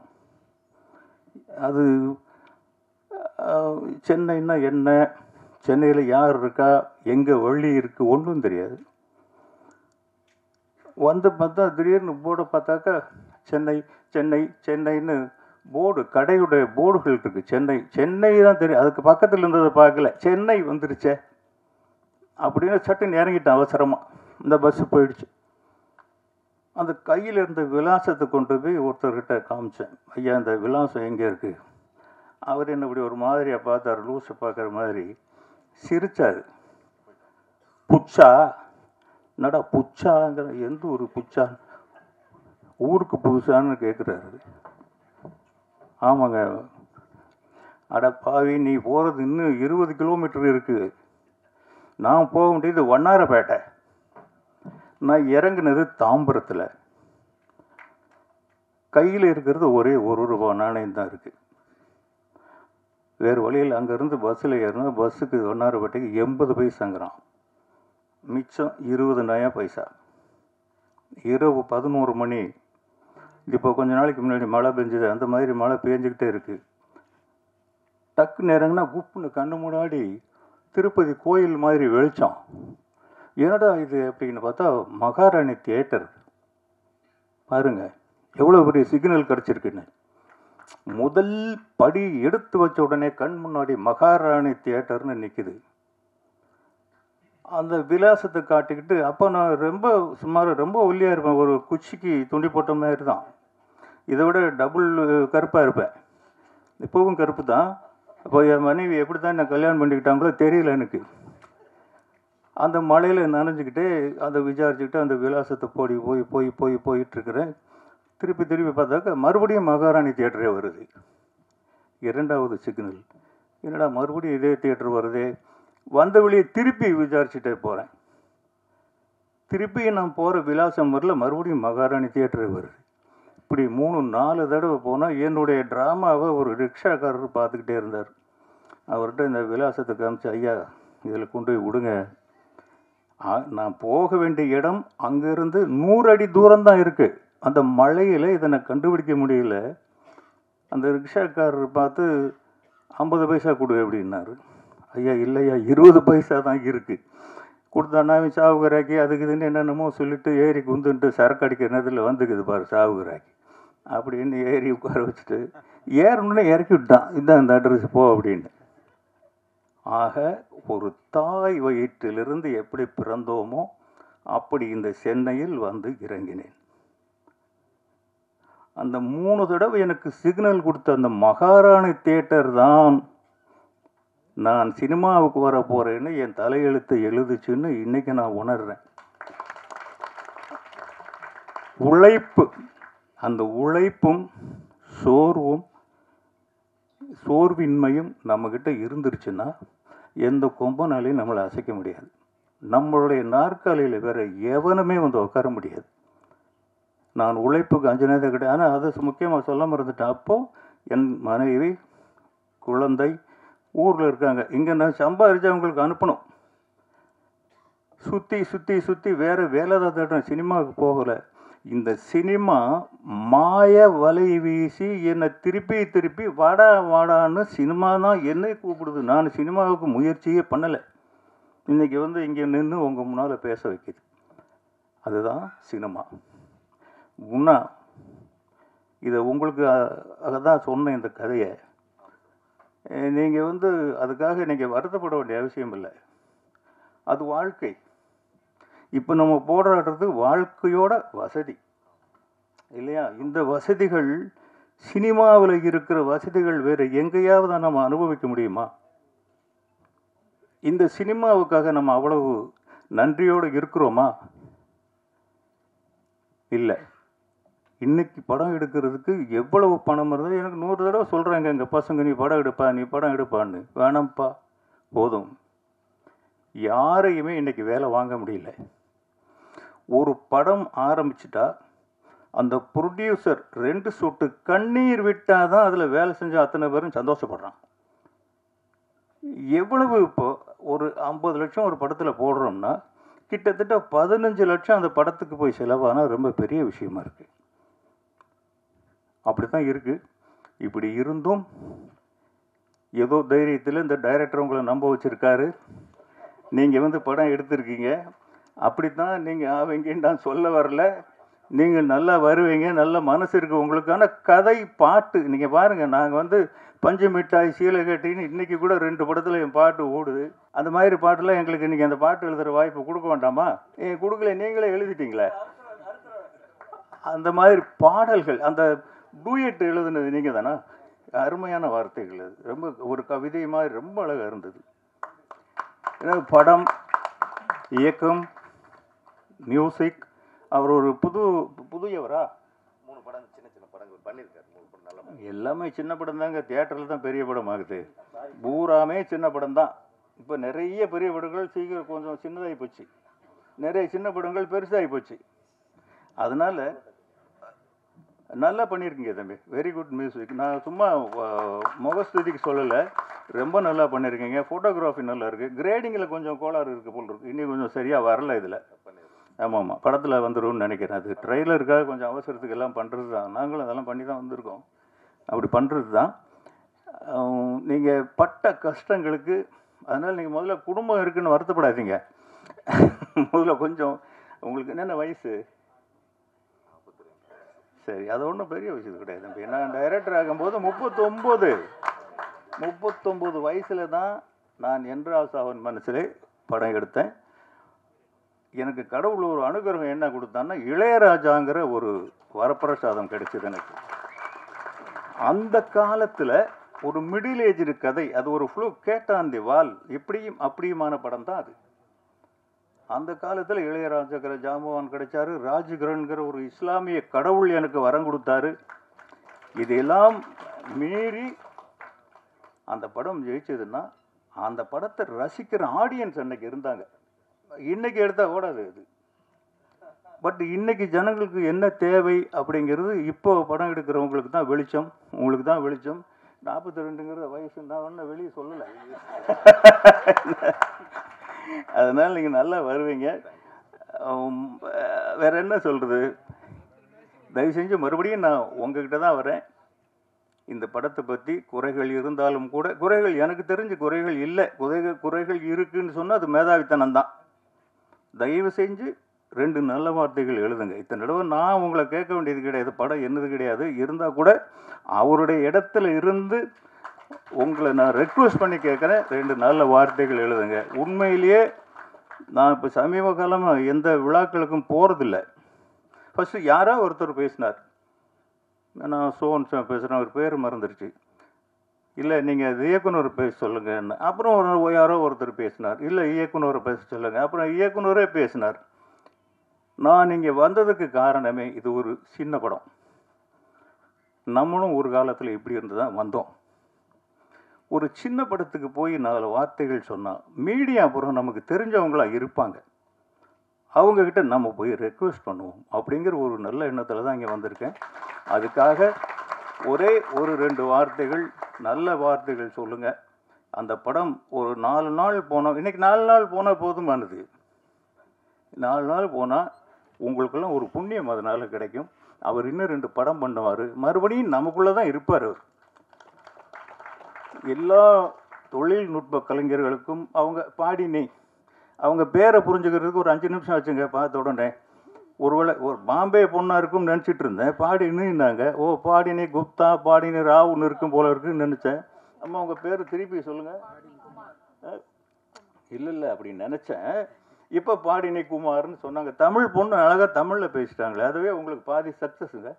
ஒரு ஹீரோயின் தமிழ் பேசிட்டா. நட்டி உங்களை நான் பாராட்ட வேண்டிய அவசியம் இல்லை. இப்போ கீழே பேசிகிட்டு இருக்கும்போது அவர் தான் இந்த கதையை பற்றி சொன்னார். நான் என்னங்க சீசான்னு நான் சீசான்னா தமிழ் இன்னொன்று இருக்குது, பாட்டிலு. அப்படி தான் நான் புரிஞ்சுக்கிட்டேன். சீசான்னா அப்படி தான் ஒரு மீனிங் இருக்கும் போல் இருக்கு அப்படின்னு.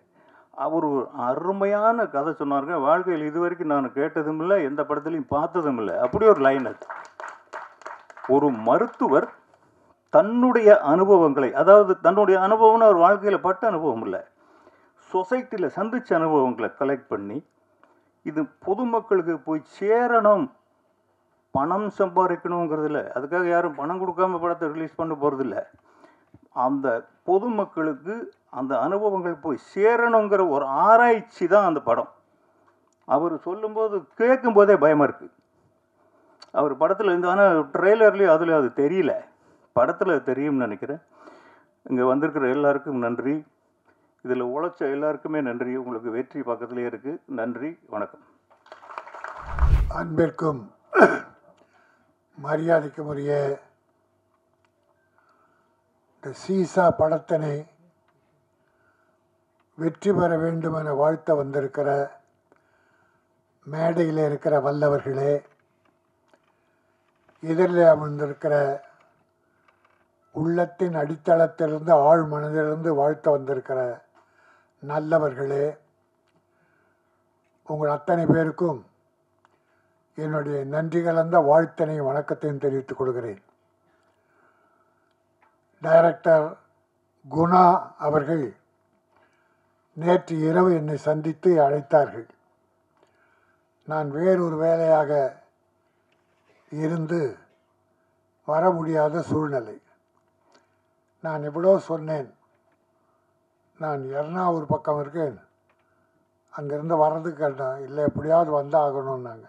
அன்பு கட்டளை, இயக்குனுடைய அந்த அன்பு கட்டளை ஏற்று சின்ன படம் பெரிய படமாக வேண்டும், நம்முடைய நல்ல உள்ளத்தாலே அதை வாழ்த்த வேண்டும். வைப்ரேஷன் வேறு ஒன்றும் இல்லை, நல்லவங்கெல்லாம் சேர்ந்து ஆழ் மனதிலிருந்து வாழ்த்துதல், இறைவனை வேண்டுதல், அது வெற்றிக்கு அறிகுறியாகும். அது அப்புறம் டைரக்டருடைய திறமை, ப்ரொடியூசருடைய அதிர்ஷ்டம். இதில் என்னென்னா, ப்ரொடியூசர் ஒரு மருத்துவர். அந்த மருத்துவ வேலையை பார்க்காம கதை எழுதுறது, கவிதை எழுதுறது, அதையும் சேர்த்து பார்த்துருக்கார். அப்போது ஒரு பேஷண்ட்டு போகிறார். போகும்போது நல்ல மாதிரியாக பேசி பழகி, அப்போது டாக்டருடைய குணம் தெரியுது. எந்த பேஷண்ட் போனாலும் அவங்களோட மனசு விட்டு பேசி அவங்களுடைய பிரச்சனைகளை தெரிந்து முடிந்தால் உதவி பண்ணுறது, இல்லைன்னா நோய் தீர்க்கிறது. அதான் உங்கள் மனம் நலமடைய அவர் வாழ்த்திருக்கிறார். இன்றைக்கி இந்த உலகத்தில் எவ்வளோ பார்க்குறோம், நண்பர்களையோ நம்பியவர்களையோ துரோகம் செய்து மோசம் செய்து தான் பார்த்துருக்கிறோம். ஆனால் நோய் தீர்க்க போனவரை அவர் குறையறிந்து நோயையும் தீர்த்து அவர் வாழ்க்கையிலுடைய அந்த கஷ்டத்தையும் போக்குவதற்கு, அவருடைய எண்ணத்தை நிறைவேற்றுவதற்கு ஒரு பட தயாரிப்பாளரானது உலக அதிசயம். அது அந்த நல்ல மனம் வாழ்க, செந்தில்நாதன் நாடு போற்ற வாழ்க. சீசா எப்படி வித்தியாசம்னா, பொருளாதாரத்தில் உயர்ந்தவங்க உயர இருப்பாங்க, தாழ்ந்தவங்க கீழே இருப்பாங்க. வெயிட் அதிகமாக இருக்கவன் கீழே இருப்பான், வெயிட்டு குறைவாக இருக்கவன் மேலே இருப்பாங்க. சீசா வெயிட்டானவங்களை கீழே இறக்கும், லேசானவங்களை மேலே ஏற்றும். அதான் ஏற்றம் இறக்கம் சீசா. உங்களுக்கு தஞ்சாவூர் பொம்மையை பற்றி தெரியும். தஞ்சாவூர் பொம்மை எப்படி போட்டாலும் கீழே கவுத்து போட்டாலும் நிமிந்துடும். நம்ம கவுத்து போட்டோன்னு வச்சுங்க, அது வழக்கமாக வந்து நின்றுடும். அதுதான் வாழ்க்கை. அது வாழ்க்கையின் பெரிய தத்துவத்தை சொல்கிறது. நீ யார் உனக்கு துரோகம் செய்து உன்னை கவிழ்த்தாலும் நீ உன் திறமையால் நிமிர்ந்து நெல். நம்ம தான் நம்மளை காப்பாற்றிக்கணும். அடுத்தவங்க காப்பாற்றவுன்றது செந்தில்நாதன், டாக்டர் செந்தில்நாதன் மாதிரி எல்லாரும் வர முடியாது. கூட இருந்தே குழி பறிக்கிறோம் எவ்வளோ பேர் இருக்காங்க. ஆக டாக்டர் செந்தில்நாதன் ஒரு தெய்வ பிறவியாக நம்முடைய குணாவுக்கு கிடைச்சிருக்காரு. உங்களுக்கு நம்ம நாட்டில் சொல்லுவாங்க, இந்தியாவில் தான் சொல்லுவாங்க, சில உதாரணங்கள்லாம் இந்தியாவில் பிரமாதமாக கண்டுபிடிப்பாங்க. இந்த நண்டு கதை சொல்லுவாங்க. இந்திய நண்டு ஒரு டப்பாவில் போட்டு வச்சிங்கன்னா ஒரு நண்டு ஏறிச்சுன்னா கீழே நின்று அது காலை இழுத்து இழுக்குமா. அது முன்னேற முடியாமல் மேலே ஏற முடியாமல் இழுத்துறோம். அதுபோல் தமிழன் இந்தியன் ஒரு நண்பன் முன்னேறினா அவனை காலை பிடிச்சி இழுத்துருவான்னு சொல்லுவாங்க. அதெல்லாம் போய் அது இந்தியானா உருவாக்குது. அது ஒரு கேவலமான புத்தி இந்தியனுக்கு உண்டு. நம்மை நாம் தாழ்த்தி கொள்வதிலே நமக்கு பெரிய பெருமை உண்டு. இப்படி செந்தில்நாதன் மாதிரி எவ்வளோ பெரிய உதாரணங்கள் இருக்காங்க. கை தூக்கி விட்டவங்க எவ்வளவோ பேர் இருக்காங்க. நம்ம அவங்கள தான் நினைக்கணும். இல்லை கை விட்டாங்கன்னா ஏதோ ஒரு காரணம் இருக்கலாம். ஆனால் அவங்கள மன்னித்து இன்னா செய்தாரை ஒருத்தல் அவர் நான் நன்னயம் செய்து விடல் என வள்ளுவன் சொன்னது போல் நம்ம தவறு செய்தோட மன்னிச்சிடணும். இந்த சீசா என்பது ஒரு அருமையான கதை.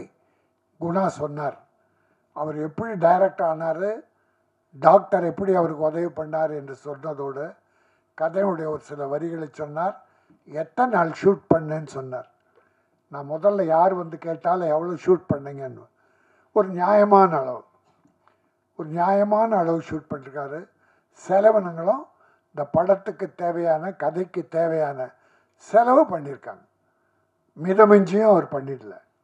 ஆக அப்படி ஒரு நல்ல டைரக்டர் தமிழுக்கு கிடைத்திருக்காரு. அவரை டாக்டர் அறிமுகப்படுத்தியிருக்கார். ஆகவே இந்த தமிழ் சார்ந்து ஒரு சின்ன ஒரு தமாஷா ஒன்று மட்டும் சொல்லிட்டு முடிச்சுக்கிறேன். ஒரு இந்தியன், ஒரு அமெரிக்கன், ஒரு ஜப்பான், இந்த 3 பேரும் ஒரு விமானத்தில் போகிறாங்க. விமானத்தில் மற்றவங்களும் இருக்கிறாங்க. விமானம் தாங்காமல் தடுத்தம் ஆடுது. இப்போ யாராவது ஒருத்தர் குதிச்சா இந்த விமானத்தை காப்பாற்றலாம் அப்படின்போது 3 பேர் கடவுளை வேண்டிக்கிறாங்க. கடவுளே, என் இந்தியாவை காப்பாற்று. அமெரிக்கன், என் அமெரிக்காவை காப்பாற்று. ஜப்பான்காரன், ஜப்பானை காப்பாற்றுன்னு கடவுளை வேண்டிக்கிறான். ஜப்பான்காரன் கடவுளை வேண்டிக்கிறான், கடவுள் ஆசீர்வதிக்கிறார். அமெரிக்காக்காரன் கடவுளை வேண்டிக்கிறான், ஆசீர்வதிக்கிறார். இந்தியாக்காரன் கடவுளை வேண்டும் போது கடவுளே அழறார். கடவுள் ஓன்னு அழறார். என்னன்னா இந்தியாவை காப்பாற்ற இந்தியனே இல்லை. சரியா, இந்தியாவிலே ஆட்கள் இல்லை. ஆக எல்லாரும் சேர்ந்தாலும் இந்தியாவை காப்பாற்றுறது கஷ்டம் அப்படின்னு ஒரு உதாரணம் சொல்லுவாங்க. அதெல்லாம் பொய். அப்படிப்பட்ட உதாரணங்களை சூது மனம் படைத்தவர்கள், குறைபாடு மனம் படைத்தவர்கள் தான் சொல்லுவாங்க. எல்லாருமே பாசிட்டிவாக நான் வளரணும், நீ வளரணும், நாடு வளரணும், எல்லாரும் வளரணும் என்கிற எண்ணம் யாருக்கெல்லாம் இருக்கிறதோ அவர்கள் மனம் தூய்மையாக இருக்கும். நம்முடைய விவேகானந்தார் ஒரு உதாரணம் சொல்லுவார்.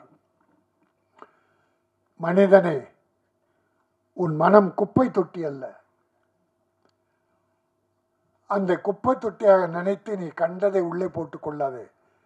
பொய், அழுக்காறு, துரோகம், பிறரை வாழ வைக்க, பிறரை அழிக்க வேண்டும் என்ற எண்ணம் போன்ற குப்பைகளை உன் மனதில் போட்டுக்கொள்ளாதே. மனம் ஒரு தங்க பீரோ. அந்த பீரோவில் என்ன வைப்போம்? தொடப்பக்கட்டை, செருப்பு, இதெல்லாம் யாருன்னா ஒரு பீரோவில் வைப்பாங்களா? அதை தூக்கி வெளியே போடுவாங்க. ஆனால் உன் மனம் ஒரு தங்க பீரோ. அதை நல்லவைகளை வை, பிறர் வாழ வேண்டும் என்கிற வள்ளல் தன்மையை வை. நீ சுத்தமாக இரு, தூய்மையாக இரு. மக்கள் எல்லோரும் உன்னை வாழ்த்துவார்கள். நீ மக்களை வாழ்த்து. பிறரை வாழ்த்துவதாலே நீ வாழலாம் என்பதாலே இந்த சின்ன படத்தை பெரிய படமாக வேண்டும் என்று இறைவன் அருள் வேண்டி வந்திருக்கிறேன்.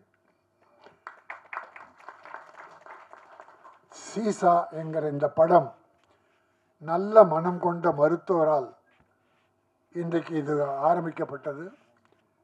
ஒரு புதிய இயக்குனரை உருவாக்கி இருக்கிறார். இயக்குனரும் வாழ வேண்டும், தயாரிப்பாளர் வாழ வேண்டும். தயாரிப்பாளர் திரும்பி பணம் வந்தால் அடுத்து படம் எடுப்பார். தொழிலாளர்கள் வாழ்வார்கள், தொழில்நுட்ப கலைஞர்கள் வருவார்கள், கலைஞர்கள் வருவார்கள். ஆகவே இந்த சீசா முதலீடு செய்த நமது மருத்துவர் ஐயா வாழ்க, வெற்றி பெறுக, இயக்குனர் வாழ்க, தொழில்நுட்ப கலைஞர்கள் அத்தனை பேரும் வாழ்க. நன்றி, வணக்கம். வந்திருக்க எல்லாருக்கும் என்னுடைய வணக்கம். குறிப்பாக மேடையில் இருக்க ஜாம்பவான்கள், Kasthuri Raja sir, Rajan sir and Perarasu sir, நண்பர் மைக்கேல் அவர்கள். ஸோ இதெல்லாம் இவங்க வாழ்த்து வந்ததுக்கு என்னுடைய மனமார்ந்த நன்றியும் வணக்கமும். படத்தில் ஒரு முக்கியமான விஷயம் நான் சொன்னேன்னா, முதல்ல நான் இந்த சம்மந்தமாக மீட் பண்ணது இயக்குனர் குணா அவங்கள. அவங்க ஒரு 1.5 மணி நேரம், ஒரு 2 மணி நேரத்துக்குள்ளே இந்த கதையை சொன்னாங்க. கதையை கேட்டுகிட்டே வந்தேன். போக போக போக போக நல்லா இருக்குன்னு சொல்லிட்டு முடிச்சதுக்கப்புறம் அப்படியே ஒத்து பார்த்தேன். அவரை, என்ன சார் பார்க்குறீங்க, எதுவுமே சொல்லலைன்னு கேட்டார். எப்படி இந்த கதையை நீங்கள் பண்ணீங்க, எப்படி உங்களுக்கு இது தோணுச்சு அப்படின்னு கேட்டேன். அப்போ சொன்னார், அந்த சில டேர்ம்ஸ் எல்லாம் யூஸ் பண்ணார். அதெல்லாம் பர்ஃபெக்டாக இருந்தது. மெடிக்கல் டேர்மாக இருக்கட்டும், இதெல்லாம் இருக்கட்டும். எங்கேருந்து இதை பிடிச்சிங்க? ஏன்னா அவரை நான் பார்க்கும்போது அவர் என்கிட்ட ஓப்பனாக என்கிட்ட என்ன சொன்னார்னா, நான் சார் யார்கிட்டையுமே ஒரு ப்ராப்பர் அசிஸ்டண்ட்டாக நான் ஒர்க் பண்ணல சார், நான் ஜென்ரலாக அப்சர்வ் பண்ணி தான் சார் நான் டைரக்டராக போகிறேன் அப்படின்னார். பரவாயில்ல சார், இதில் என்ன இருக்குது, நீங்கள் பண்ணுங்கள், கதையை சொல்லுங்கள், அப்புறம் கேட்கலாம்னு சொன்னதுக்கப்புறம் தெரிஞ்சுது. அப்போ தான் சொன்னார், இந்த படத்தோட முக்கியமான கதை எங்களுக்கு எங்களை ப்ரொடியூசர் சார் தான் சொன்னாங்க. அவரோட கதை அவருடைய கதை, இதில் நான் ஸ்க்ரீன் ப்ளே தான் பண்ணியிருக்கேன் அப்படின்னு அவர் சொன்னார். நான் உடனே சொன்னேன், இந்த படம் பண்ணலாம் சார் அப்படின்னு. ஏன்னா அந்த கதையை அவ்வளோ சாதாரணமாக சொல்லிட முடியாது. அந்த கதையை அப்படி யோசிக்கிறதும் ஒரு கஷ்டமான விஷயம். பைப்போலார் டிஸார்டருங்கிறது ஆக்சுவலாக எல்லாருக்குள்ளேயுமே இருக்குது. அது ஆழ் மனசில் போய் உங்களை சிதைக்கும் போது உங்களுடைய வெளிப்பாடு உங்களுக்கு என்ன நடக்குதுன்னு உங்களுக்கு தெரியாது. அது என்ன ஆகும், எப்படி கடத்தும் ஒரு மனிதனை, எந்த இடத்துக்கு கடத்தும் ஒரு விஷயம் இருக்குது. அது எதில் வேணாலும் வரலாம். உதாரணத்துக்கு இந்த படம் ஷூட்டிங் நடக்கும்போது குணா அவர்களுக்கு ரொம்பவே உடம்பு சரியில்லாமல் போச்சு. பட் அவர் அதையும் மீறி லொக்கேஷனில் இருந்து தனக்கு உடம்பு சரியில்லை, அப்படி ஷூட்டிங் பண்ணிகிட்டே இருந்தார். நான் கூட கேட்டேன், வேணா ஒரு வாரம் பிரேக் எடுத்துக்கோங்க, நீங்கள் வேறு ஏதாவது பிரச்சனை வந்துட போகுது, நீங்கள் டாக்டர் ஒரு தடவை பார்த்துங்கன்னார். அப்புறமா ஒரு 4-5 நாள் பிரேக் எடுத்துக்கிட்டு அவருடைய இன்னொரு நண்பர் அந்த போர்ஷன்ஸ் டைரக்ட் பண்ணாங்க. ஸோ அதை நான் பார்க்கும்போது எனக்கு இந்த கதையை கேட்டோன்னா தான் ஞாபகம் வந்தது. அந்த பைப்போலார் டிசீஸ் அப்படிங்கிறது மட்டும் இல்லை, இப்படி நம்மளுக்குள்ள ஒரு மனச்சிதைவு ஏற்படுற எல்லாமே ஒரு ரிஸ்கான விஷயந்தான். அவர் அதை என்னால் ஷூட்டிங் நின்றுமோ அப்படிங்கிற பயத்தில் உருவானது தான் அவருக்கு. அது தனக்குத்தானே அந்த இதை டெவலப் பண்ணிக்கிட்டாரு. ஸோ முக்கியமான விஷயம் இந்த கதை. ஏன்னா இது சொசைட்டியில் இப்படி ஒரு ப்ராப்ளம் இருக்குங்கிறது நிறைய பேருக்கு தெரியாது. ஒரு காலத்தில் சில மலையாள படங்களில் தான் நான் அந்த மாதிரி பார்த்துருக்கேன். அப்படி இந்த மாதிரி விஷயத்தை ஹேண்டில் பண்ணது கொஞ்சம் ரொம்ப நாளைக்கு முன்னாடி ரொம்ப லைட்டாக ஹேண்டில் பண்ணியிருக்கேன். பட் இதோட கோர் டீட்டெயிலை சொல்லும். இது சொசைட்டிக்கு மிக முக்கியமான தேவையான ஒரு விஷயம். ப்ரொடியூசர் செந்தில்வேலன் சார் இன்னும் 5-6 கதைகள் வச்சுங்க சார், எல்லா கதையிலையுமே நடிக்கிறேன் சார், கவலைப்படாதீங்க சார். அதே மாதிரி நல்ல கதையை சொல்கிறார் குணா சுப்ரமணியம் மாதிரி டைரக்டர்ஸ். அது நான் எப்படி வேண்டான்னு சொல்கிறதுன்னு எனக்கு தெரியவே இல்லை. அஃப்கோர்ஸ் நான் ஒரு போலீஸ் ஆஃபீஸர் தான், இதுக்கு முன்னாடி போலீஸ் ஆஃபீஸராக பண்ணியிருக்கேன். பட் இந்த போலீஸ் ஆஃபீஸர்கிட்ட ஒரு இம்பார்ட்டண்ட்டான ஒரு விஷயத்தை சொல்லி அந்த விஷயத்தை கடத்துறாரு பாருங்க, அது எனக்கு ரொம்ப பிடிச்சிருந்தது. குணா அவர்கிட்ட எனக்கு பிடிச்ச விஷயமா அவருடைய தமிழ். குணா ஆக்சுவலாக மல்டி டேலண்டட் பர்சன். அவரால் பார்த்து அவங்கள படம் வரைய முடியும். அவர் ஒரு நல்ல டான்ஸர். அவருக்கு நல்ல இசை அறிவு இருக்குது, நல்ல பாடல்களை மென்ஷன் பண்ணி சொல்லுவார். சில நேரத்தில் சீனாக இருக்கும்போது இந்த பர்டிகுலர் சீனில் எனக்கு இப்படி ஒரு விஷயம் நடந்தால் நல்லாயிருக்கும் சார் அப்படின்னு அவரே யோசித்து சொல்லுவார். அதை நம்ம கம்பேர் பண்ணி பார்க்கும்போது நீங்கள் நினைக்கிற மாதிரி இது வந்துருமா சார் நான் கேட்டிருக்கேன். அவ்வளோ வந்து ஒரு சென்சிபிளான பர்சன். அதோடு இல்லாமல் என் கூட நடித்த நண்பர்கள் ருசோ, நிஷாந்த் ருசோ வந்து ஆக்சுவலாக இந்த படத்தை பொறுத்த வரைக்கும் இந்த படத்தில் கதாநாயகனே கிடையாது சார். இந்த கதை தான் இந்த படத்துடைய கதாநாயகன். அதில் முக்கியமான விஷயம் என்னென்னா எல்லாமே கதாபாத்திரங்கள் தான் சார். அவரோட அந்த ரோலை எனக்கு கொடுத்துருந்தாருன்னா திருச்சி ஓடிட்டு இருப்பேன், நான் வரவே இல்லை இந்த விளையாட்டுக்குன்னு. அவ்வளோ அருமையாக பண்ணியிருந்தார் அந்த ரோலை. அதை பண்ணுறது ரொம்ப கஷ்டம். ஒவ்வொரு ஸ்டாண்ட்ஸ்க்குமே நீங்கள் வந்து எக்ஸ்பிரஷனை மாற்றணும், பாடி லாங்குவேஜை மாற்றணும், பல கஷ்டங்கள் இருக்குது. உங்களை ஆக்சுவலாக வந்து பைப்போலார் டிசீஸால் பாதிக்கப்பட்ட மனிதராகவே அவர் வாழ்ந்துட்டாருன்னு அந்த படத்தில் சொல்லணும். அதே மாதிரி பாடினி குமார், அவங்களுக்கு இது 2வது படமோ என்னவோ தான். அவங்க வந்து அவங்களுக்கு எனக்கு ஸ்க்ரீன் ஷேர் பண்ண முடியலனாலும் அவங்களோட ஃபுட்டேஜ் நான் பார்த்தேன். எப்படி இவ்வளோ ஃபாஸ்ட்டாக பண்ணாங்க, எவ்வளோ டைம் எடுத்து டேரக்டர் கிட்ட ஒரு 7 டேக்குன்னு இல்லை சார், ஒரே டேக்கில் முடிச்சிட்டாங்க சார் அவங்க எல்லாத்தையும். அவ்வளோ அருமையாக பண்ணியிருந்தாங்க. 2வது அவங்க தமிழ் ரொம்ப அருமையான தமிழ். இந்த பாடினின்னா என்ன நிறைய பேருக்கு காக்கை பாடினியான்னு கேள்விப்பட்டிருக்கீங்க இல்லையா, அந்த பாடினி தான் அவங்க, அப்படி வச்சுக்கிங்களேன் நீங்கள். ஸோ அதாவது சில விஷயங்கள் வந்து சில பேர்ட்ட ரொம்ப ஒரு கஸ்தூரிராஜா சார் எனக்கு ரொம்ப பிடிச்ச விஷயம் அப்படின்னா, நம்ம டேலண்ட்டாக இருக்கோங்கிறது வந்து வேறு விஷயம், அந்த டேலண்ட்டை ஐடென்டிஃபை பண்ணுறதுன்னு இருக்குல்ல, கஸ்தூரிராஜா சார் தான் தமிழ் சினிமாவில் வந்து ஐடென்டிஃபை பண்ணி பல பேர் இன்ட்ரடியூஸ் பண்ணி வச்சிருக்காரு. இந்த மாதிரியான சில விஷயங்கள்லாம் ஒருத்தர்கிட்ட நம்ம கற்றுக்குறோம். ஸோ அந்த மாதிரி இதுலேருந்து நிறையா விஷயங்கள் நான் கற்றுக்கிட்டேன். கூடிய சீக்கிரம் இந்த சரண் இந்த படத்தை ஆக்சுவலாக சொன்னார்ல ப்ரொடியூசர் சார் வந்து தீபாவளி பேண்ட்டை பொங்கலுக்கு கொடுக்குறாருன்னு.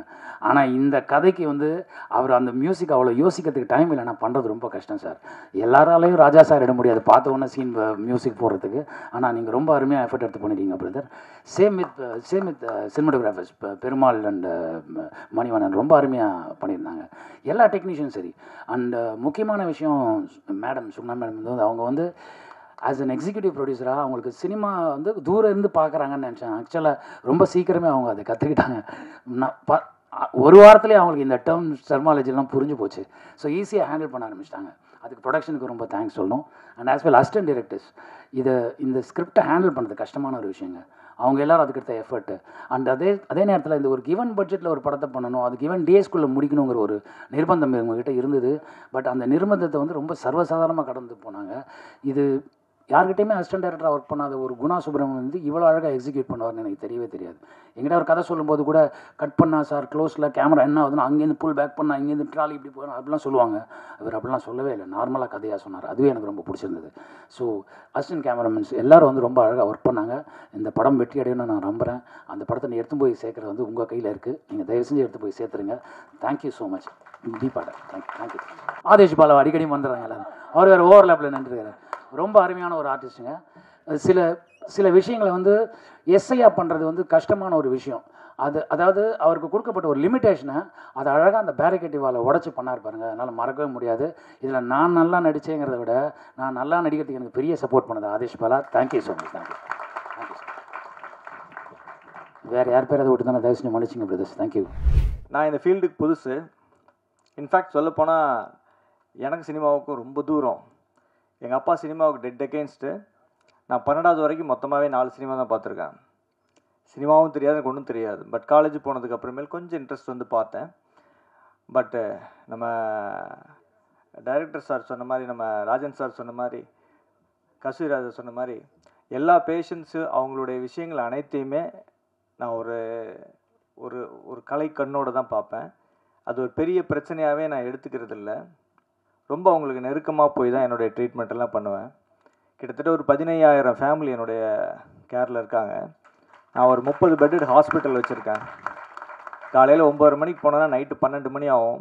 மத்தியானம் 20 நிமிஷம் எனக்கு சாப்பிட்றதுக்கு டைமு. சில நாளைக்கு அதுவுமே பேஷண்ட்டு முன்னாடி இருக்கும்போதே உட்காந்தே சாப்பிடுவேன். பேஷண்ட்டு பார்த்துக்கிட்டே சாப்பிடுவேன். கேப் இருக்காது. இதில் இந்த வேலை சினிமா வேலையில் எல்லாமே, இதில் எடிட்டிங்லேருந்து மியூசிக்லேருந்து எல்லாத்துலேயும் என்னுடைய பங்களிப்பு இருக்குது. நைட்டு 12 மணிலேருந்து விடிகாலில் 3:30-4 மணி வரைக்கும் தான் அந்த வேலையெல்லாம். இந்த ஒரு வருஷமாக இப்படி தான் போயிட்டுருக்கு. என் ஒய்ஃப் வந்து ஜனவரி 3ஆம் தேதி எப்போ வருங்க, அதோடையாவது நீங்கள் பழைய ஆள் ஆகிட்டிங்கன்னா பரவாயில்ல அப்படின்னு கதறிக்கிட்டு இருக்கிறாங்க. இதில் இந்த சினிமாவில் நான் வந்ததில் ஃபஸ்ட்டு தெரிஞ்சுக்கிட்டது, பொதுவாக நம்மெல்லாம் நினைக்கிற மாதிரி இது ஒரு ஜாலியான தொழிலே அல்ல. இவங்க படுற கஷ்டமும் இவங்க பண்ணுற வேலையும் கொத்தனார் சித்தாலை விட மோசங்க. காலையிலங்க கொடுமை. நான் பார்த்து ஸ்டன் ஆகிட்டேன்.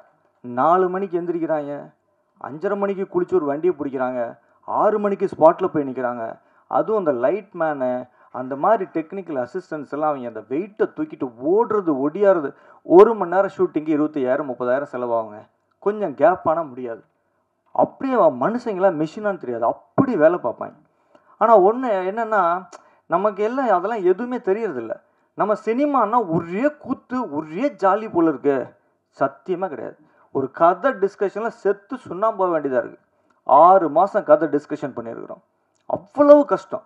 ஒரு ஒரு ஒரு லைன் எடுத்தோம்னா, சார் இது 93 வந்த படத்தில் இந்த லைன் மாதிரி இருக்குது சார், அது அங்கே ரிசம்பிளன்ஸ் வருது சார், இங்கே இடிக்குது சார், சார் முன்னாடி லாஜிக் வரல சார், பின்னாடி போகல சார். அவ்வளோ டிஃபிகல்ட். ஒரு படம் வந்து நீங்கள் வந்து ஒரு ஸ்க்ரீன் பிளே ஒரு ஸ்டோரியை முதல்ல ரெடி பண்ணி ஒரு ஸ்க்ரீன் பிளே எல்லாம் எடுத்து அப்படிலாம் பார்க்கும்போது நம்ம கஸ்தூரி ராஜா சார், பேரரசு சார்லாம் எப்படி தான் இத்தனை படம் எடுத்தாங்கன்னே தெரியல. புள்ள பெக்கிறதுக்குள்ளேயே வயிறு வெடிச்சிட மாட்டுறதுக்கு. இதில் இவங்க பாட்டுக்கு 10-15 பிள்ளைய பெற்று விட்டுருக்காங்க. எப்படி விட்டாங்கன்னே தெரியல. ஒருவேளை தடவை பெற்றதுக்கப்புறம் அப்படியே கொஞ்சம் ரிலாக்ஸ் ஆகிட மாட்டேன் தெரியுது. அடுத்தாலும் ஈஸியாக வந்துடும் போல இருக்குது. ரொம்ப கஷ்டமான வேலை. அடுத்தது நான் எப்படி இந்த ஃபீல்டுக்குள்ளே வந்தேன்னு நான் உங்களுக்கு சொல்கிறேன். நான் இந்த படமே ஆக்சுவலாக வந்து க்ரைம் த்ரில்லர். ஆனால் அவ்வளோ சாஃப்டாக எவ்வளோ முடியுமோ அந்த மாதிரி தான் டீல் பண்ணி நல்லாயிருக்கும் பார்க்குறதுக்கு. ஸோ அப்படியெல்லாம் வந்து எனக்கு அறிமுகமாக இந்த படத்தெல்லாம் நாங்கள் எடுக்க ஆரம்பித்த வரைக்கும் என்கிட்ட ரொம்ப வருஷம் 6 வருஷம் என்கிட்ட கேட்டுகிட்டே இருந்தார், படம் எடுக்கலாம் இருங்க, கொஞ்சம் என்னுடைய கடமைகளெல்லாம் முடிச்சுட்டு கொஞ்சம் காசு சேர்த்துட்டு வரேன் நான் அப்படின்னு சொல்லிட்டு இருந்தேன். அது வரைக்கும் கெஞ்சி கேட்டுட்டு இருந்தார். படமெல்லாம் எடுக்கிறதுக்கு 2 நாளைக்கு முன்னாடி பீதி ஆகிட்டார். அது வரைக்கும் பார்த்தா இப்போ ஒரு பொம்பளை பிள்ளை தொலைவிட்டு நம்ம செட் ஆகுமான்னு தொலைவிட்டு அது சரி ஓகேன்னு சொல்கிற காலத்தில் இதை வச்சு பொழைக்க முடியுமா நம்மளால் அப்படின்னு பீதி வர்ற மாதிரி, ஐயோ டாக்டர் வேறு சரின்னுட்டாரே, இவருக்கு ஆசை நம்மளால் காப்பாற்றி கொடுக்க முடியுமா, வெட்டன்னு ஆடுறார். தாந்தனிமலை கோயிலுக்கு போனால் தட்டெடுத்து கீழே விட்டுருவார் போல இருக்கு. நான் கூப்பிட்டு சொன்னேன், நான் எந்த காலத்துலேயும் என் காசை நீ ஏமாற்றிட்டேன், என் காசை ஒழிச்சிட்டேன்னு நான் உனக்கு சொல்ல மாட்டேன், நான் கேரண்டி கொடுத்துறேன். இந்த கோயில் வச்சு சொல்கிறேன், நீ நினச்சிக்கோ. 1 பைசா வரலனாலும் நான் உன்னை ஏன்னு கேட்க மாட்டேன். உன் மேலே நம்பிக்கை வச்சு இந்த விஷயத்தை நான் செய்கிறேன். இது நடக்கலைன்னா நமக்கு அதிர்ஷ்டம் இல்லைன்னு அர்த்தம். நம்ம இதுக்கு உண்டான உழைப்பை 100% போடுவோம். எவ்வளவு நல்லபடியாக எடுக்க முடியுமோ எடுப்போம். அலெக்சாண்டரில் ஆரம்பித்து தோக்காதவனே உலகத்தில் கிடையாது. எவனுக்குமே வெற்றி எப்போவுமே இருந்துக்கிட்டே இருக்காது. ஸோ வெற்றியும் தோல்வியும் வீரனுக்கு அழகு. நம்ம என்ன செய்ய முடியும், கடமையை செய்வோம், அவ்வளோதான் சொல்லி. எப்படிப்பட்ட ஆள் என்னோடய டைரக்டர் அப்படின்னு கேட்டால், எனக்கு 1 பைசா செலவு வைக்கக்கூடாதுன்னு நினைப்பார். ஒரு லைட் எக்ஸ்ட்ராவாக கொண்டு வந்துட்டாங்கன்னா அலறிட்டு ஓடுவார். அந்த லைட் எதுக்கு வந்துச்சு, அதுக்கு எவ்வளோ 150 ரூபாயா 250 ரூபா, அது வேண்டாம் இன்றைக்கி நீங்களாம் சொன்னால் அப்படியே உங்களுக்கெல்லாம் அதிர்ச்சி ஆகிடுவீங்க. இந்த 1.5 வருஷமாக இந்த வேலை நடக்குது. மெட்ராஸில் அவர் இருக்கிறாரு. 1.5 வருஷமாகவும் வெறும் இட்லியும் தயிர் சோறு தான் திங்கிறாரு. எனக்கு செலவு வைக்கக்கூடாதுன்னு என்ன சொன்னாலும் கேட்கவே மாட்டார். இதெல்லாம் உங்களுக்கு ஷாக்காக இருக்கும். வெறும் இட்லிங்க, காலையில் இட்லி சாயந்தரம் இட்லி, காலையில் இட்லி சாயந்தரம் இட்லி. நானே நொந்து போயிட்டேன். கேட்கவே மாட்டார். தயிர் சோறு அவ்வளோதான். ப்ரொடியூசருக்கு செலவு வைக்கக்கூடாது. நடுவில் நட்டி சாரை வந்து டைரக்ட் பண்ணணுன்னு அவருக்கு கொல்ல ஆசை. என்கிட்ட கேட்டார், முடியுமா சார்ன்னு. பேசி பாருங்க, எப்படியாவது ஏற்பாடு பண்ணிடலான்னு. அவர் வந்துட்டார். அவர் வந்ததுக்கப்புறமேல இவரால் அந்த சந்தோஷம் தாங்க முடியல. பட்ட நாய் வைத்தாலேயே போய் இவரால் நட்டியை டைரக்ட் பண்ண முடியலைங்க. ஸோ அந்த அளவுக்கு இவரெல்லாம் எப்படின்னு கேட்டிங்கன்னா, சினிமாவுக்காகவே சாவுவாருங்க. அவ்வளோதாங்க. 5 பைசா வேண்டியது இல்லைங்க. குணான்னு ஒருத்தன் டைரக்டர் ஆகணும் அப்படின்னு 4 பேர் சொல்லணும். ஒரு படத்தை எடுத்து இந்த ஜனங்களுக்கு போட்டு காமிச்சிடணும். அதை தவிர வேறு எந்த ஆசையும் இல்லை, எதுவுமே கிடையாது. எனக்கும் இந்த சமுதாயத்திலிருந்து நான் மேலே வந்திருக்கேன். எத்தனையோ ஜனங்களுடைய உழைப்பில் தான் நான் கவர்மெண்ட் மெடிக்கல் காலேஜில் படித்தேன், செலவில்லாமல் படித்தேன், எம்பிபிஎஸ் படித்தேன், எம்டி படித்தேன். நீ நல்ல பொசிஷனில் இருக்கேன். என் தாத்தா ஒரு சுதந்திர போராட்ட தியாகி. நம்மளை உருவாக்குன இந்த சொசைட்டிக்கு எதையாவது திருப்பி செய்ய முடியுமா? இது ஒரு பவர்ஃபுல் மீடியா. அவ்வளோதான். எங்கள் 2 பேருக்கும் ஆசையே இவ்வளோதாங்க. நாங்கள் ஒரு சின்ன வீடு கட்டியிருக்கோம், அவ்வளோதான் எங்களுடைய பட்ஜெட்டுக்கு. அது ஒரு அழகான வீடு, காக்கைக்கும் தன் குஞ்சு பொன் குஞ்சு.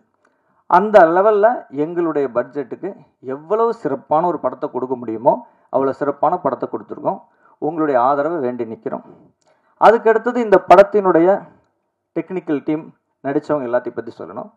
நட்டி சார் அவருடைய நடிப்பை பற்றி உங்கள் யாருக்குன்னா சொல்ல வேண்டியதில்லை. அவர் ஒரு ப்ரொடியூசர்ஸ் ஹீரோ. அப்படின்னு என்னென்னா எந்த சிக்கல் எந்த பிரச்சனை செலவு ஒன்றும் வைக்க மாட்டாருங்க. கேரவனே கிடையாதுங்க, கேரவன் கிடையாதுங்க. நடு ரோட்டில் அவர் வாட்டுக்கு ஒரு பிளாஸ்டிக் சேரை போட்டு உட்காந்து டீ குடிச்சிட்ருப்பாருங்க, அவ்வளோதாங்க. எந்த எந்த நமக்கு செலவு வைக்க மாட்டார். அதே மாதிரி அவருடைய ஷெட்யூல்லாம் பர்ஃபெக்டாக பக்காவாக 10 நாள் ஷூட்டிங், 1.5 நாள் பேட்ச் ஒர்க்கு, 10-11 க்ளீன் டன், அவ்வளோதான். அவ்வளோ பர்ஃபெக்டாக நீட்டாக. அவங்க சொன்னாங்க யாரை நம்பி வந்தாங்க அப்படின்னு. அது எப்படியோ தெரியல, எனக்கு வந்து எல்லாருமே நல்லவங்களாக தான் இருந்தாங்க. ஸோ வந்து என்ன அப்படின்னு கேட்டால், இதில் மோசமானவங்க இருக்கலாம், அது வேறு விஷயம். ஆனால் அதெல்லாம் சினிமா எடுத்து நம்ம முடிச்சதுக்கப்புறமேல் தான் இந்த மாதிரி நிறைய ஆட்கள் வர்றாங்க. அவங்க தான் பிரச்சனையாக இருக்காங்க. சினிமாவில் இருக்கிற வரைக்கும் யாரும் எந்த பிரச்சனையும் இல்லை. அதே மாதிரி என்னுடைய ஹீரோ, செகண்ட் ஹீரோ இருக்கிறார் நிஷாந்த், கடுமையான உழைப்பாளி. என்னுடைய ஹீரோயின் பெரிய லெவலுக்கு வருவாங்கங்க. நான் இந்த மேடையில் நான் வந்து உங்களுக்கெல்லாம் அஷூரன்ஸ் கொடுக்குறேன். ஃபென்டாஸ்டிக் ஆக்ட்ரஸ், பயங்கர பர்ஃபெக்ட்டு, எந்த விஷயத்துக்கும் அவ்வளோ அற்புதமாக கோஆப்ரேட் பண்ணி எவ்வளோ ஒரு டேக் 2 டேக்கில் முடிச்சு கொடுத்துருவாங்க. அந்த மாதிரியான ஒரு நல்ல ஒரு ஆர்டிஸ்ட் அவங்க. அதே மாதிரி என்னுடைய படத்தில் ஒர்க் பண்ண எல்லாருமே நல்ல நல்ல ரோல் பண்ணாங்க, நல்லா நடித்தாங்க. என்னுடைய எடிட்டரை பற்றி சொல்லணும், அவனையெல்லாம் நான் கசக்கி புழிஞ்சு காய போட்டிருக்கேன். என்னோடது மென்டல் ஹாஸ்பிட்டலுங்க, 30 பெட் இருக்குது. அங்கே 1 மாதம் வந்து இருப்பான். அங்கே ஒரு ரூமில் தங்கிக்கிட்டு டெய்லி நான் பெண்டை கழட்டிடுவேன். ஒவ்வொரு சீனாக இன்ச்சு பை இன்ச்சு கட்டடிப்போம். சார் இப்படி வச்சா நல்லா இருக்காது சார், பெய்யா எனக்கு இதான் பிடிச்சிருக்கு சார், இது வச்சா டெக்னிக்கலாக இது ரைட், இந்த ஆக்சிஸ் அந்த கதையெல்லாம் என்கிட்ட சொல்லாத, இந்த சீன் எனக்கு பிடிச்சிருக்கு, நான் சாதாரண ஆள், எனக்கு பிடிச்சிருக்குன்னா எல்லாருக்கும் பிடிக்கும், நீ டெக்னிக்கலாகவே பேசிகிட்டு இருக்காத. இப்படியே உக்காந்து பண்ணின கஷ்டம் அவனை கொஞ்சம் நஞ்சம் கிடையாது. அதே மாதிரி என்னுடைய மியூசிக் டைரக்டர் நீங்கள் பார்த்துருப்பீங்க, உங்கள் எல்லாத்தையும் மியூசிக் பிடிச்சிருக்குன்னு நினைக்கிறேன். நல்ல மியூசிக் டைரக்டரு. ஆனால் என்னென்னா தீபாவளிக்கு பேண்ட்டு கொடுத்தீங்கன்னா பொங்கல் கொடுப்பான், அது ஒன்று தான் பிரச்சனை. அவன் தீபாவளி பேண்ட்டை தீபாவளிக்கே கொடுத்துட்டான்னா ரொம்ப பெரிய ஹைட்டுக்கு போயிடுவான். அதனால் இந்த மேடையில் நான் எல்லாருக்கும் முன்னாடி நான் சரணுக்கு வைக்கிற வேண்டுகோள் என்னென்னா, எப்போ பேண்ட்டு கேட்குறாங்களோ அப்போ பேண்ட்டை கொடுத்துரு. நீ நல்ல டெய்லர்னு எங்களுக்கு தெரியும், பட் தீபாவளி பேண்ட்டை தீபாவளி அன்னைக்கு காலையில் தான் துணி எங்கே இருக்குன்னு தொலைவிட்டு இருப்பான், அது ஒன்று தான் பிரச்சனை. மற்றபடி ஒரு ஃபென்டாஸ்டிக் மியூசிஷியன். அவர் வந்து எப்படின்னு கேட்டிங்கன்னா, நான் இப்போ கம்பேர் பண்ணுறது உங்களுக்கு ஒரு அதிகமாக கூட தெரியலாம். ஒரு எம்எஸ்வியோட கம்பேர் பண்ணலாம்.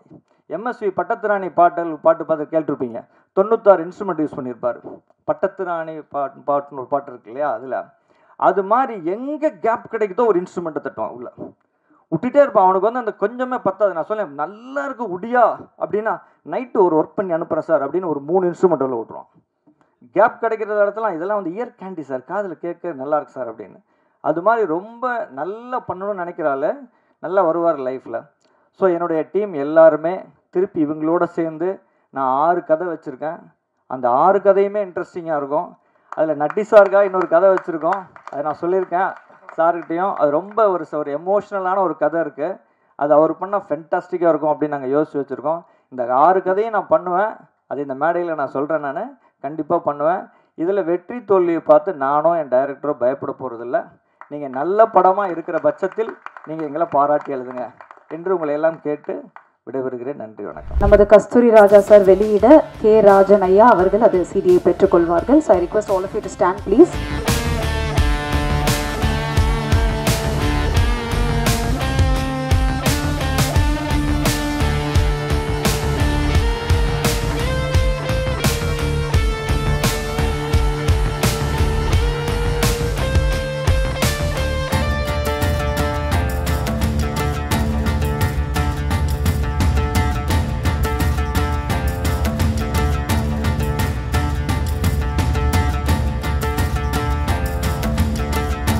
வணக்கம், நான் நட்ராஜ் பேசுகிறேன்.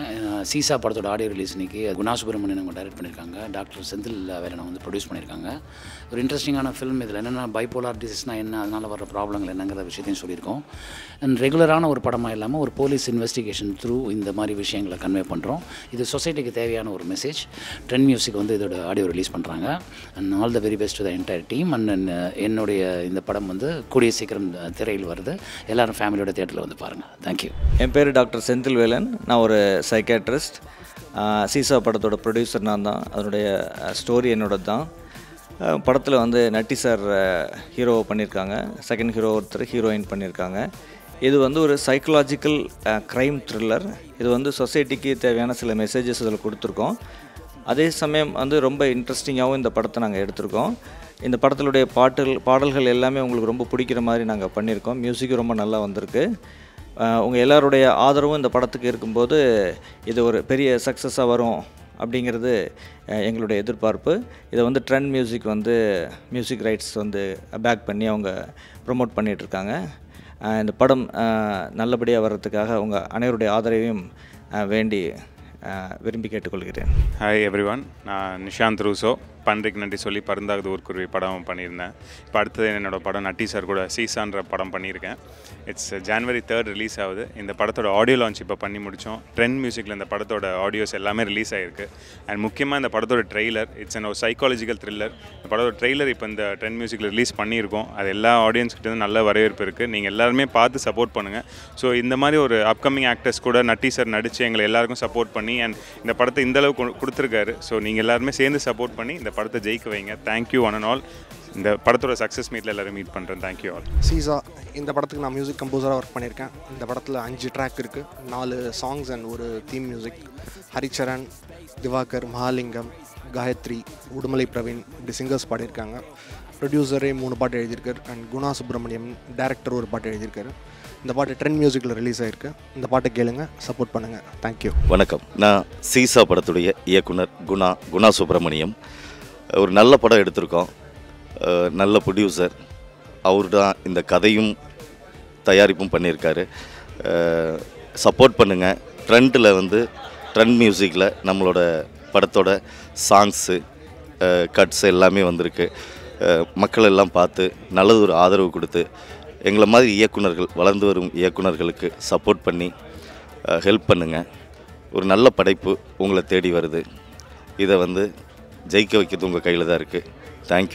Thank you so much. ஹாய், நான் நடிகர் ஆதேஷ் பாலா பேசுகிறேன். சீசா அப்படின்ற படம் இங்கே வந்து ஆடியோ லான்ச் பண்ணியிருக்கோம். இதில் வந்து ட்ரெய்லரு 3 சாங்ஸை போட்டிருக்காங்க. உண்மையாகவே ரொம்ப அருமையான படம்.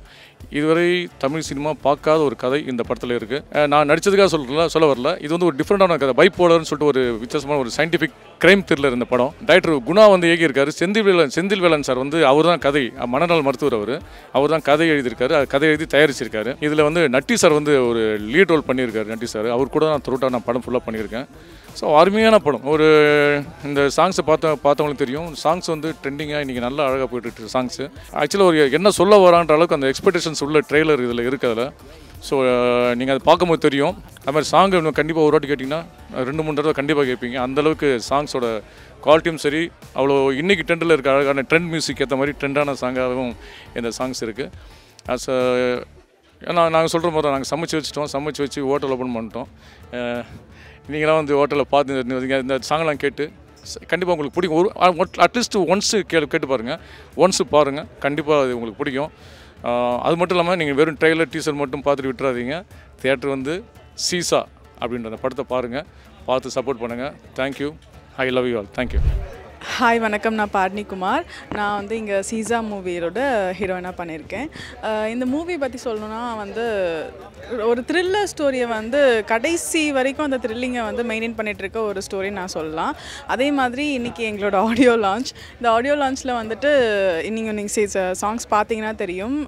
நிறைய ரொமான்டிக் சாங்கும் இருக்குது, பொங்கல் சாங்ஸும் இருக்குது, ப்ளஸ் வந்து கொஞ்சம் நிறைய சாங்ஸ் இருக்குது.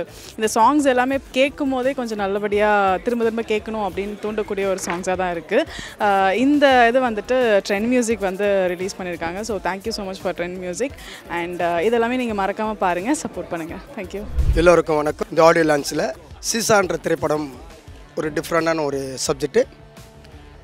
ப்ளஸ் என்னென்னா டைரக்டர் சார் வந்து என்கிட்ட வந்து டிஸ்கஷன் சொல்கிறப்போ ஒரு வீட்டுக்குள்ளே ஃபைட் மாஸ்டர் லைவாக பண்ணோம் மாஸ்டர் அப்படின்னாரு. ஓகே சார் பண்ணலாம் அப்படின்னு லைவாக வீட்டுக்குள்ளே ஃபைட் எடுத்து கொடுத்தேன். அதேமாதிரி வந்து ஹீரோயினி வந்து கோஆப்ரேட் பண்ணாங்க. ப்ளஸ் என்னென்னா ஆர்டிஸ்ட் எல்லாமே நம்மளுக்கு எனக்கு ஒத்துழைப்பு கொடுத்தாங்க சீசான்ற திரைப்படத்தில். அதேமாதிரி இந்த நேரத்தில் டைரக்டர் சாருக்கு, குணா சாருக்கு மனமார்ந்த நன்றி தெரிவித்துக் கொள்கிறேன்.